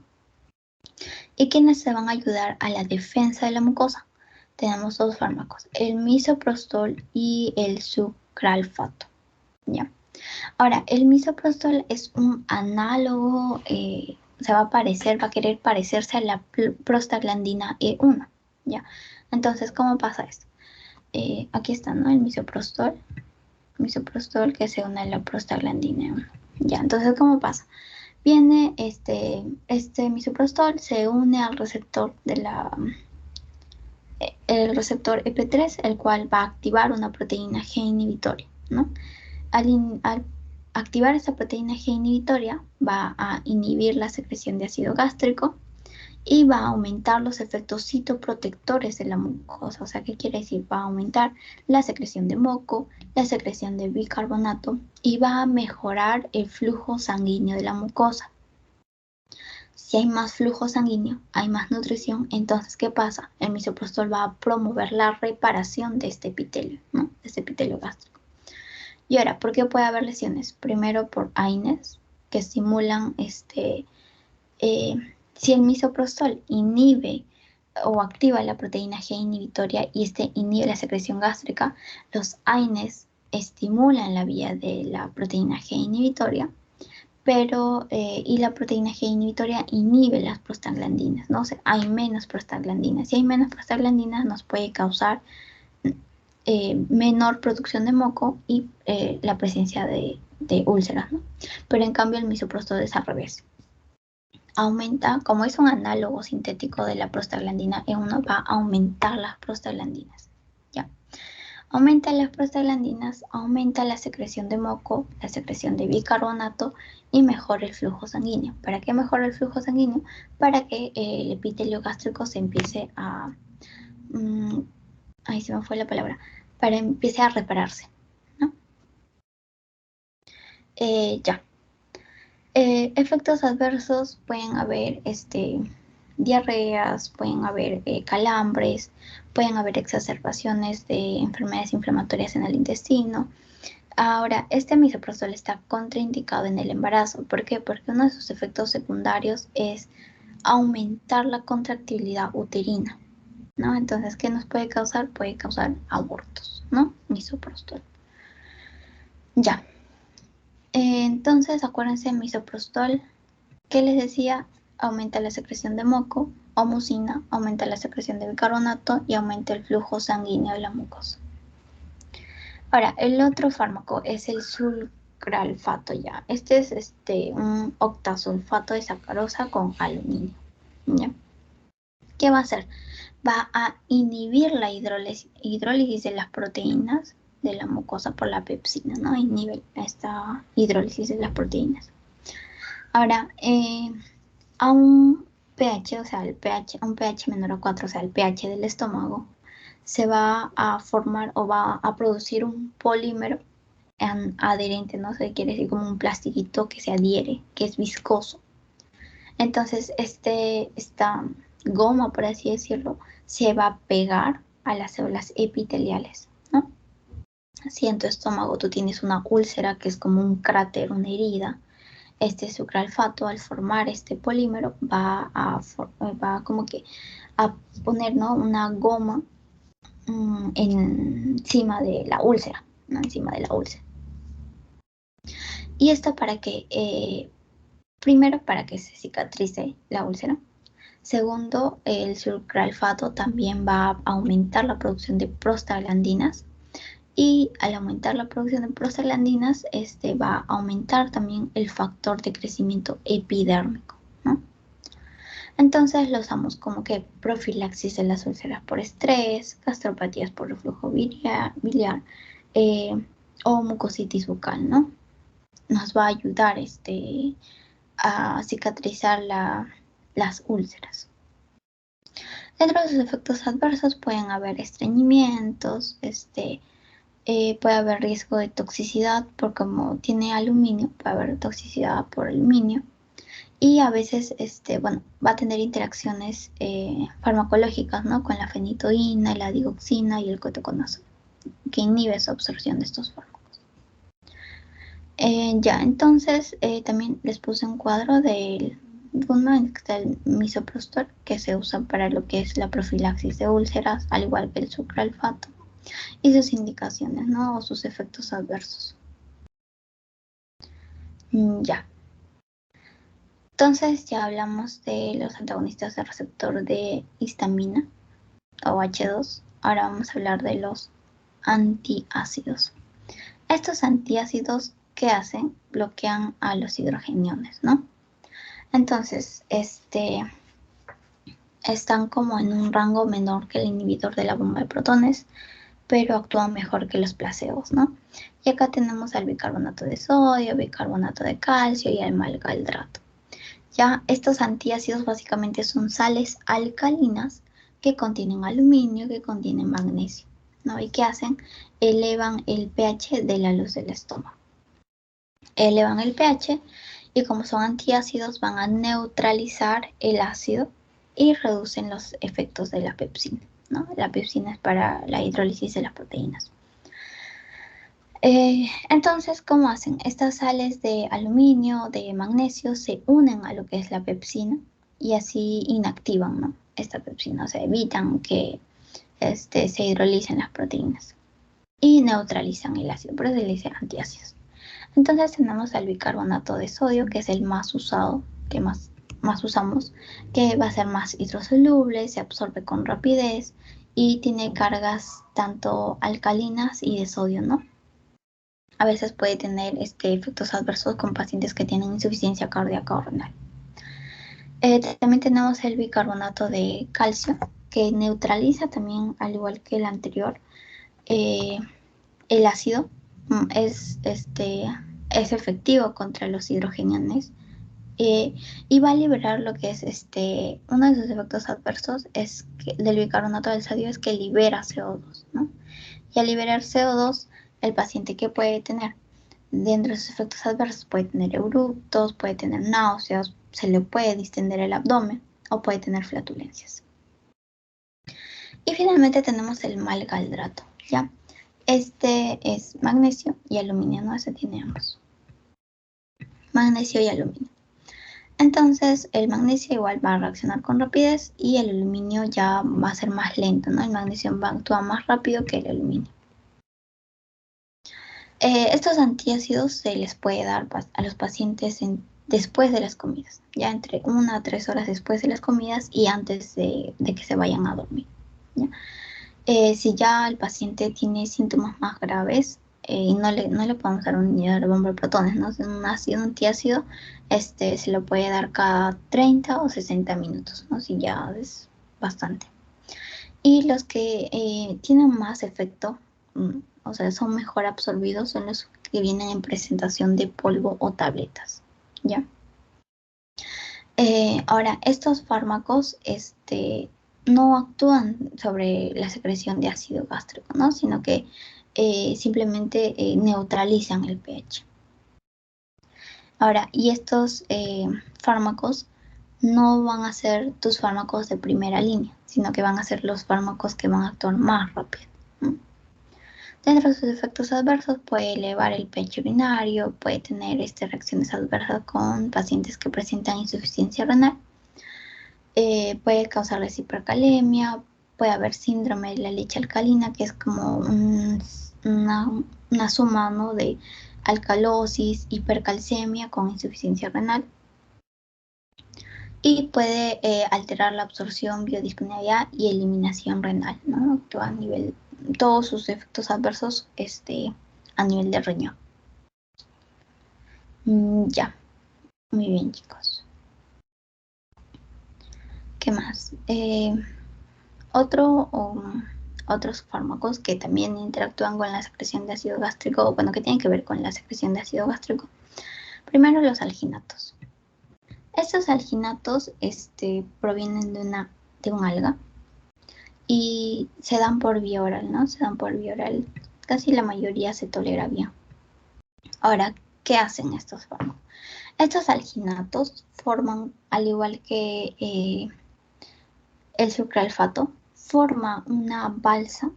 Bueno, no igual, diferente. Estos alginatos forman una balsa, así como un plastiquito, ¿no? Una balsa, que es impenetrable. Va a flotar en lo que es el ácido gástrico o secreción gástrica y va a flotar, ¿no? Va a flotar. Ahora, ¿para qué nos va a servir? Nosotros tenemos el estómago, ¿no? El estómago. Esta balsa se va a subir por acá, ¿no? Va a flotar, va a estar arriba. ¿Y qué va a evitar? Va a evitar que el reflujo regrese hacia el esófago, ¿no? Regrese hacia el esófago. ¿Por qué? Porque está la balsa ahí. Regrese hacia el esófago. Entonces, estos alginatos nos ayudan más en los pacientes que tienen enfermedad,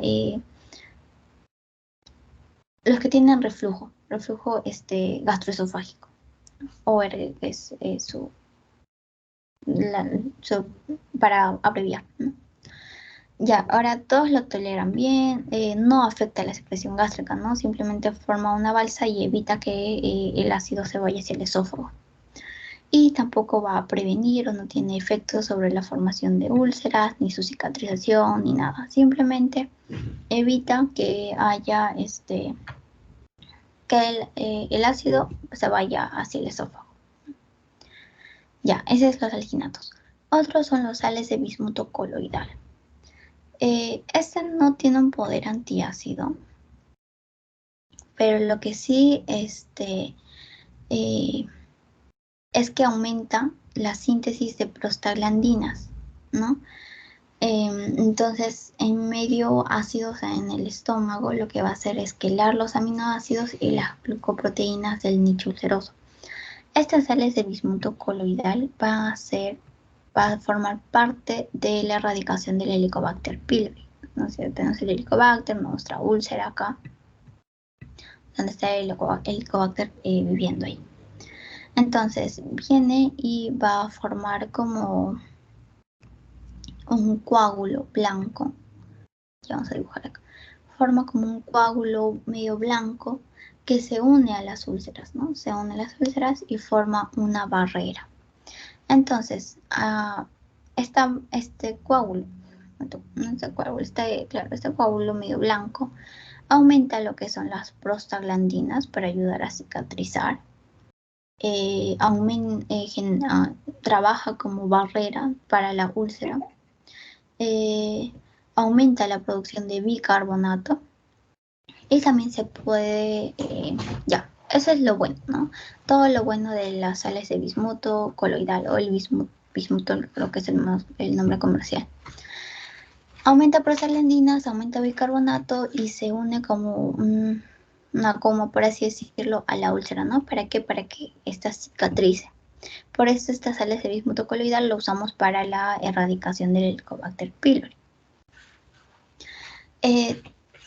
Puede ser un poco irritativo porque se va a unir a lo que son al reflujo de la bilis, ¿no? Y ahora, ¿por qué la usamos en las infecciones del Helicobacter pylori? Porque este bismuto tiene un efecto o tiene una cierta actividad antibacteriana, ¿no? Entonces, frente al Helicobacter pylori o al tratamiento del Helicobacter pylori, ayuda, ¿no? A potenciar o a tener un 90% de seguridad que vamos a eliminar este Helicobacter, ¿no? A ver, les explico. El Helicobacter, primero, un tratamiento inicial son antibióticos, inhibidores de la bomba de protones, ¿ya? Pero si es que para estar más seguros tenemos otra línea que se le aumenta bismutol o bismuto, ¿no? Sales de bismuto. Entonces ya tenemos antibióticos, inhibidores de la bomba de protones y bismuto. Entonces, si nuestra terapia estaba indicada o estábamos 80% seguros de que íbamos a erradicar el Helicobacter pylori, con el bismutol ya estamos un 90% seguros, ¿no? Porque aumentamos esta actividad bacteriana, aumenta o es coadyuvante en un 10% para este tratamiento, ¿no?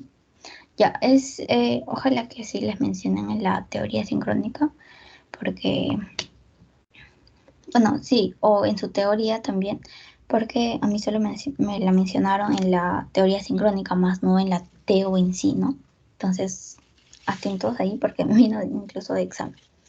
Y dentro de sus efectos adversos, ya el paciente viene manifestando que tiene las heces oscuras, la lengua oscura, color verde petróleo, ya, pero eso no es por una hemorragia, ¿no? Sino es por el efecto del bismutol o sales de bismuto coloidal, ¿ya? Ya, muy bien, chicos. Espero que sí se entendió, ¿no?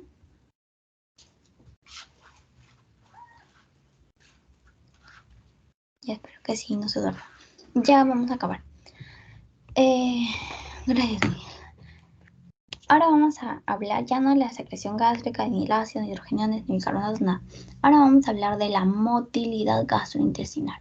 Entonces, ustedes saben que el intestino está inervado, ¿no? Tenemos el sistema nervioso parasimpático, sistema nervioso simpático, y tienen que acordarse que el sistema nervioso parasimpático aumenta la motilidad. El parasimpático es cuando estamos descansando, ¿no? Cuando estamos digiriendo, entonces va a aumentar la motilidad. Y el sistema nervioso simpático, ¿qué hace? Disminuye la motilidad. Entonces, según a eso vamos a poder actuar, ¿no? O sea, serotonina, dopamina. Ya. Entonces va a venir acetilcolina, va a llegar a la inervación del aparato digestivo. ¿Cuáles son los plexos meentéricos? El plexo submucoso. Entonces estimulan estos plexos para estimular la secreción y aumentar la motilidad, ¿no? Y también vamos a hablar de, bueno, los fármacos tenemos los agentes procinéticos, antagonistas de la dopamina, del receptor de dopamina, del receptor de serotonina y los agonistas de la motilidad, ¿ya?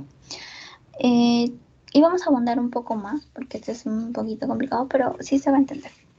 Entonces, tenemos la acetilcolina que puede aumentar, ¿no?, la secreción gástrica, la secreción pancreática, la secreción salival, aumentar la contracción del músculo liso del estómago. ¿Por qué? Porque la acetilcolina actúa en el sistema nervioso parasimpático. Entonces, ¿qué les dije? Si el sistema nervioso parasimpático aumenta la motilidad, ¿no? Entonces, estos son conceptos que se les habló en la primera parte del fármaco y les va a servir para el final, ¿no? Porque les decía que no pueden dejar no pueden separarlos, sino tienen que estar todos juntos. ¿Ya? Ya, entonces continuamos.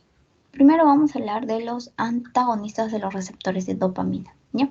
Tenemos receptores de dopamina, receptores de dopamina de 1, de 2, de 3, de 4. Lo que se tienen que acordar es que el receptor D2 va a inhibir la enzima adenilciclasa. Ya, esta adenilciclasa está mediada por la acetilcolina. Ahí entonces acuérdense, ya tenemos sistema nervioso parasimpático. Al inhibir esta enzima adenilciclasa o cuando bloqueamos este receptor T2, ¿qué quiere decir? Vamos a promover la motilidad. Entonces, uno de los receptores que aumenta la motilidad es la metoclopramida, ¿no? Esta metoclopramida va a antagonizar al receptor D2. Al antagonizar este receptor D2, ¿qué quiere decir? Antagonizamos, promovemos la motilidad intestinal. ¿Por qué? Porque vamos a evitar que se inhiba a la adenilciclasa, ¿no? Y hacemos que la acetilcolina estimule a la adenilciclasa y esta adenilciclasa aumente la motilidad intestinal, ¿no? O sea, como todo lo contrario a la dopamina, al receptor D2. Ya. Entonces tenemos la metoclopramida, que es un antagonista del D2. Ahora, también va a actuar esta metoclopramida a nivel de la serotonina. Acuérdense que la serotonina también está en todo el cuerpo y también hay gran parte que está en el estómago, ¿no? Y tiene receptores, ¿no? Yo sé que ustedes se acuerdan, tiene sus receptores 5HT3, 5HT1, 5HT2. Estos receptores 5HT3, por ejemplo el 5HT3, puede estimular el músculo liso, ¿no? El otro es el 5HT4, que también promueve la contracción del músculo liso, a diferencia del 5HT1, que promueve la relajación del estómago, ¿no? Entonces, tienen que aprenderse, bueno, no aprenderse, pero sí tener idea de qué receptores aumentan la motilidad, qué receptores disminuyen la motilidad, ¿ya?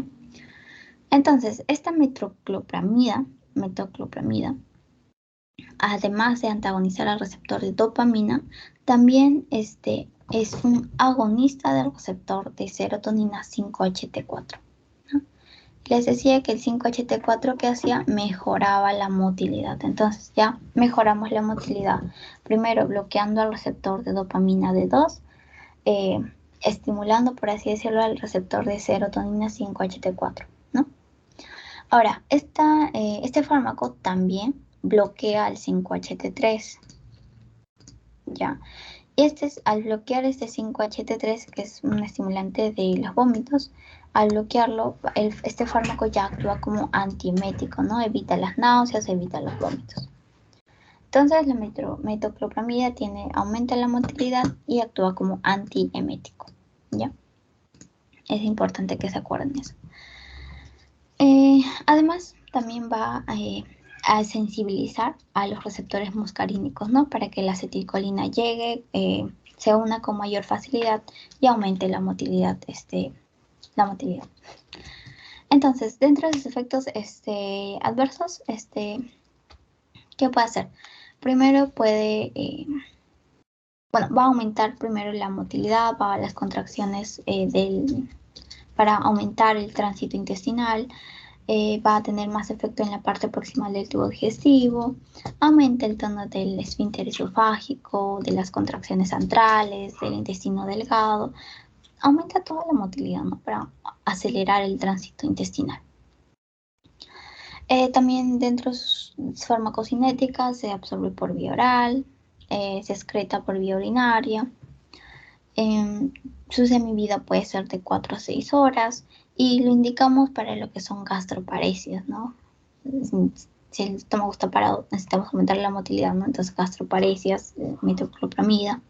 Puede ser para pacientes que requieran un procedimiento, ¿no? Por ejemplo, a los que se les va a intubar, tengan una intubación intestinal, los que tengan radiografías en contraste que ya van a llevar al siguiente ciclo.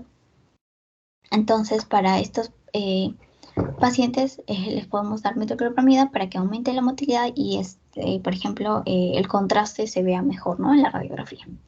Y como actúa y si antagoniza el receptor 5-HT3, actúa como antiemético para que esté indicado para disminuir lo que son náuseas, para lo que son vómitos, ¿no? Ya, muy bien, chicos. Ya, y dentro de sus efectos adversos, acuérdense que actúa con la dopamina. La dopamina tiene efectos a nivel extrapiramidal. Entonces el paciente puede tener distonías, puede tener disinencias tardías, puede tener efectos extrapiramidales, más que nada en lo que son niños, en adultos jóvenes. Y esto ocurre más que nada a dosis altas, ¿no? Si nos pasamos de la dosis. Puede haber galactorrea, puede haber ansiedad, depresión, insomnio, el paciente puede tener alucinaciones, entonces todo esto porque actúa a nivel de la dopamina, ¿no? Entonces por eso hay que medir bien la dosis. Ya, otro fármaco para aumentar la motilidad es la domperidona, ¿no? Que actúa a nivel de la dopamina, pero este es selectivo o predominantemente sobre el receptor D2. Ya de dopamina 2. Ya no que la serotonina y nada, sino que prefiere bloquear el receptor de 2, ¿no? No va a tener otros efectos sobre otros receptores como la metoclopramida, ¿no? Que también, aparte de la dopamina, también tiene efecto en la serotonina y en la acetilcolina. Entonces, esta domperidona actúa en con la dopamina, bloqueando la dopamina, pero no tiene efectos extrapiramidales. ¿Y esto por qué? Porque este fármaco no va a atravesar la barrera hematoencefálica muy fácilmente, ¿no? Entonces, al no atravesar la barrera hematoencefálica, no hay estos efectos extrapiramidales, ¿no? Disidencia, que a contraria tenía la metoclopramida. Ahora, sí va a haber ciertas zonas en el sistema nervioso central que va a causar efectos adversos como lo que son náuseas, galactorrea, puede haber aumento de la temperatura y va a aumentar más que nada la motilidad sobre el sistema gastrointestinal superior, ¿no? Más que el inferior. Ya, es la domperidona. No tiene efectos extrapiramidales. Ya, si ya hablamos de dopamina, ahora vamos a hablar de serotonina. Entonces les decía, ¿no? Que hay varios receptores que, por ejemplo, 5-HT3, 5-HT4 promueven lo que es la contracción, 5-HT1 promueve la relajación. Entonces, tenemos dos fármacos, tenemos la cisaprida y la procaloprida. La cisaprida va a ser un agonista, que quiere decir que va a estimular al receptor 5-HT4. Estimula a este receptor aumentando la actividad de la adenatociclasa y también la unión, ¿no? De la acetilcolina hacia la adenatociclasa en las neuronas. Entonces aumenta, ¿no? La motilidad. Ahora va a antagonizar al 5-HT3, pero ya este es muy débil, ¿no? Entonces no tiene muchos efectos. Y así estimula, ¿no? Al músculo liso por la motilidad de las contracciones del músculo liso. Su metabolismo es por el hígado. Su tiempo de vida media es de 6 a 12 horas. Y ahora no se usa mucho esta cisaprida. ¿Por qué? Porque hay muchos efectos adversos cardiovasculares. Puede causar, puede aumentar, ¿no?, lo que es el intervalo QT en el electrocardiograma. Puede empeorar la enfermedad isquémica cardíaca, la insuficiencia cardíaca congestiva, las arritmias ventriculares. Puede tener interacciones con el riñón, ¿no?, los pacientes que tienen falla renal, los pacientes que tienen insuficiencia respiratoria o que tienen sus electrolitos anormales, ¿no? Entonces ya no lo usamos mucho. Ahora, la procaloprida este es más moderno. O sea, ya, si el cisaprida hacía muchos efectos adversos, ya crearon la procaloprida, ¿no?, que es el más moderno. Y al igual que el anterior, es un agonista del receptor 5-HT4, ¿no? Serotonina 5-HT4. Y este va a actuar a nivel de todo el sistema gastrointestinal, ¿no? Todo el intestino. Todo el intestino. Tiempo de vía media, 24 horas, o sea, que puede ser una vez al día, se excreta por vía renal y va a mejorar los hábitos intestinales, ¿no? Y entonces, pacientes que presentan estreñimiento crónico también podemos ayudarles a aumentar su motilidad recetándoles procaloprida. Dentro de sus efectos adversos puede haber náuseas, diarrea, dolor abdominal y cefalea. Ya, y eso es todo con los agonistas del receptor de serotonina, ¿no? Al igual que los anteriores, también les dejé su cuadro para que vean, ¿no?, para qué usamos. Para enfermedad de reflujo gastroesofágico, gastroparesias, estreñimiento grave, le aumentamos la motilidad, ¿no? Y sus efectos adversos. Ya. Finalmente tenemos el agonista de la motilina, ¿no? Entonces tenemos, al igual que la serotonina, hay otros estímulos que actúan en el receptor de motilina. Esta motilina es una hormona que es producida por el receptor nicotínico, ¿no? Y estimula la motilidad gastrointestinal específicamente, ¿ya? Esta motilina es un agente contráctil del tracto gastrointestinal superior, ¿no? Y ahora, ¿qué fármaco imita la motilina? Es la eritromicina. Eritromicina es un antibiótico. Ya vamos a hablar en tema de antibióticos. Pero esto se va a usar en ya casos así muy extremos de emergencia. ¿Por qué? Porque nosotros evitamos el uso de antibióticos cuando no se deben dar, ¿no? ¿Por qué? Porque existe el riesgo de generarle al paciente una resistencia antibiótica. Entonces, la eritromicina, que pertenece al grupo de los macrólidos, puede tener dificultades y el paciente, no sé, a lo largo puede tener una infección por Helicobacter pylori, puede presentar una neumonía, y si es resistente a eritromicina, entonces tenemos que cambiar todo su plan terapéutico, ¿no? Entonces, para que sepan, un agonista de la motilina es la eritromicina, que es un fármaco, un antibiótico macrólido, ¿no? Se usa ya así como último recurso para lo que son gastroparesias diabéticas, para eliminar residuos no digeribles, y dentro de sus efectos adversos ya puede haber interacciones con otros fármacos, puede haber resistencia antibiótica, puede prolongar el intervalo QT en el electrocardiograma, y ya en casos muy, muy extremos puede causar lo que es la muerte súbita, ¿no? Ya, entonces eritromicina. No se olviden, chicos, agonista de la motilina, eritromicina. También me vino en un examen. Ya, y finalmente, ya vamos a los 11. Tratamiento del estreñimiento. Cuando ustedes vengan o tengan un paciente con estreñimiento, lo primero que le vas a recetar es fibra y suplemento dietético, ¿ya? Si es que el paciente no le funciona con fibra, no le pasa con suplementos dietéticos, le tienes que dar un laxante, pero que no haya usado antes, ¿no? Es como similar a los antibióticos que hacen resistencia, ¿no? Entonces,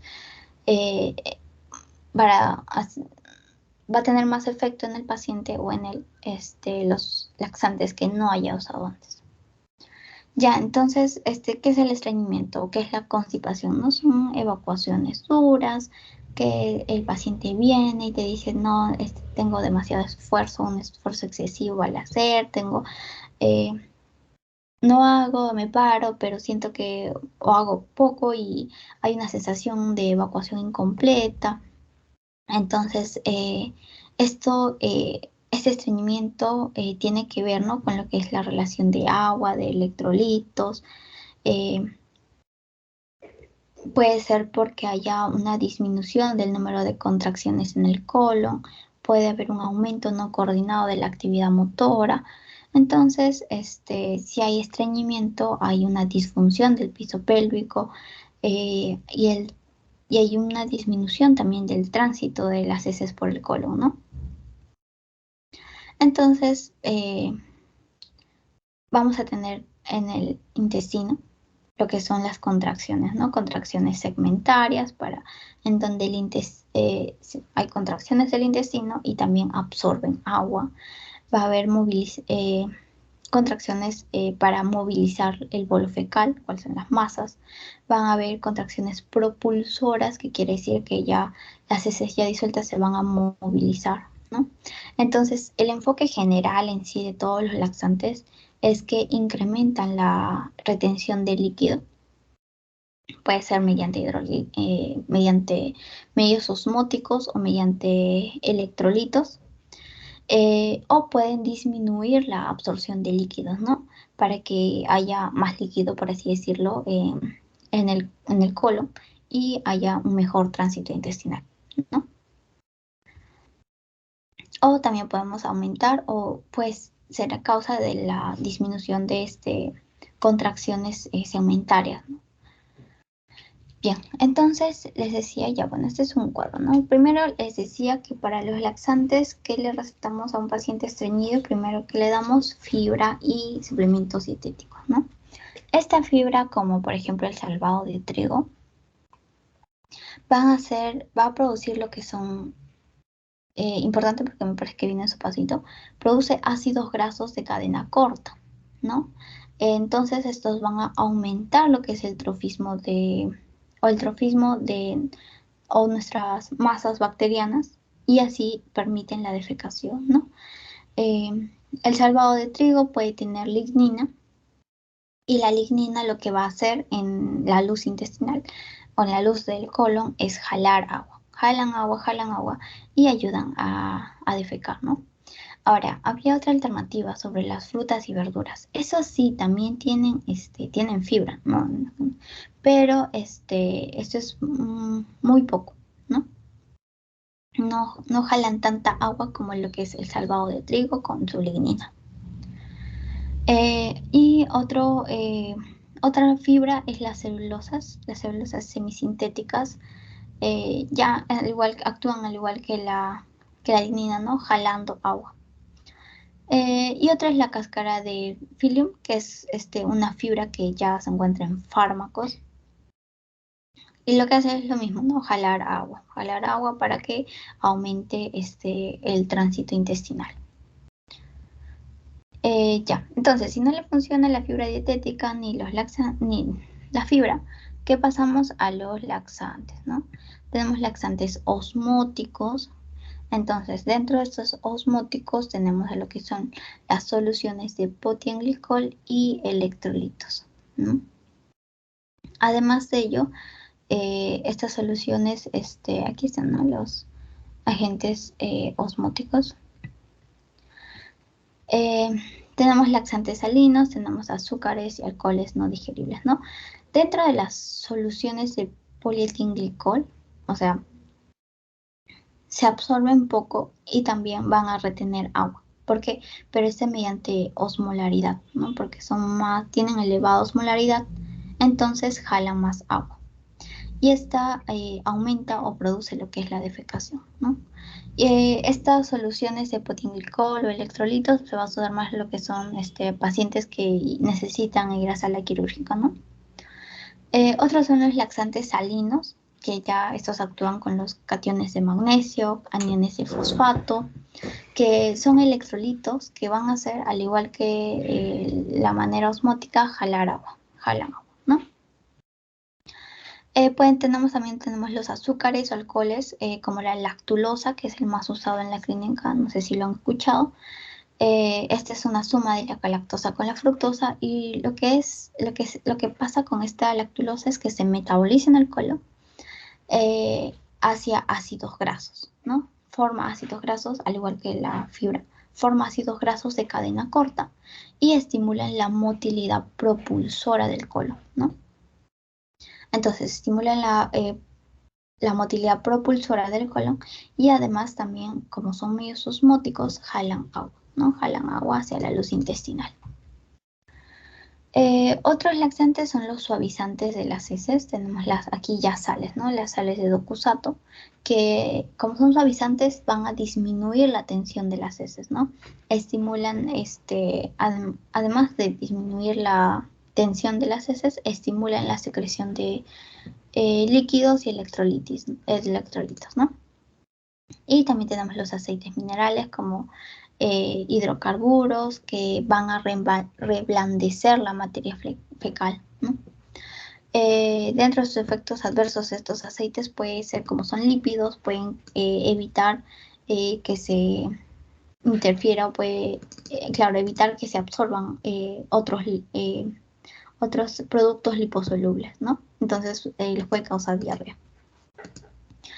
También tenemos los laxantes estimulantes. Estos son más irritativos. ¿Por qué? Porque estos laxantes van hacia los enterocitos de nuestras células, hacia el músculo liso, y van a producir una inflamación, ¿no? Una inflamación no así exagerada, pero una inflamación, ¿no?, de bajo grado en el intestino. Entonces, el cuerpo, al darse cuenta que su intestino o el colon está inflamado, acumula lo que es agua, acumula lo que es electrolitos, y también estimula la motilidad intestinal, ¿no? Entonces, por ello se le dice que son irritativos, más irritativos. Y finalmente, bueno, ya casi terminado, tenemos los laxantes estimulantes. Tenemos los laxantes de antraquinona, aceite de resino y los enemas, ¿no? Los laxantes de antraquinona son formas diméricas que, mediante un conjunto con las bacterias, se transforman o se activan y forman un efecto irritante en el intestino, ¿no? Entonces, al ser irritante, el sistema o el cuerpo reacciona. El aceite de resino también, que es un aceite, un triglicérido, que se hidroliza en glicerol y ácido rinoleico, entonces estimula la secreción de líquidos, o sea, atrae más líquidos, atrae más electrolitos, y así acelera lo que es el tránsito intestinal. Los enemas o supositorios, como la glicerina, que estos básicamente ya expanden el intestino, producen la contracción. Y además de producir esta contracción, también ablandecen las heces y actúan como lubricantes, ¿no?, para ayudar a defecar al paciente. Y finalmente también tenemos los procinéticos o secretores para el estreñimiento, ¿no? Acá tenemos la ribostona, la linaclotida y la precanatida. ¿Qué es un procinético? Este básicamente es un medicamento que se une a la prostaglandina E2, ¿ya? Mejoran el tracto intestinal, porque se unen, ¿no?, a estos receptores de prostaglandina E2 o prostaglandina E4, y estimulan la secreción de cloro. Cuando hay más cloro hacia el exterior de la célula, en el extracelular, va a haber, este cloro va a actuar como un líquido que va a estimular lo que es la defecación, y va a suavizar también esas heces, ¿no? Mejora su consistencia. Y además de ello, también aumenta la motilidad. Entonces, un procinético ayuda a la secreción de cloro, ¿no? Muy bien, chicos, eso es todo con respecto a fármacos para el sistema digestivo. ¿Hay alguna pregunta? ¿Todo claro?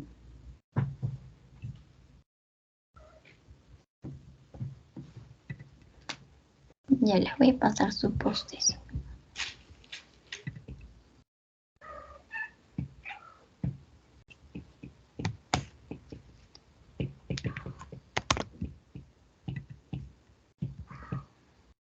Ya me avisan si pueden ver el post en el chat.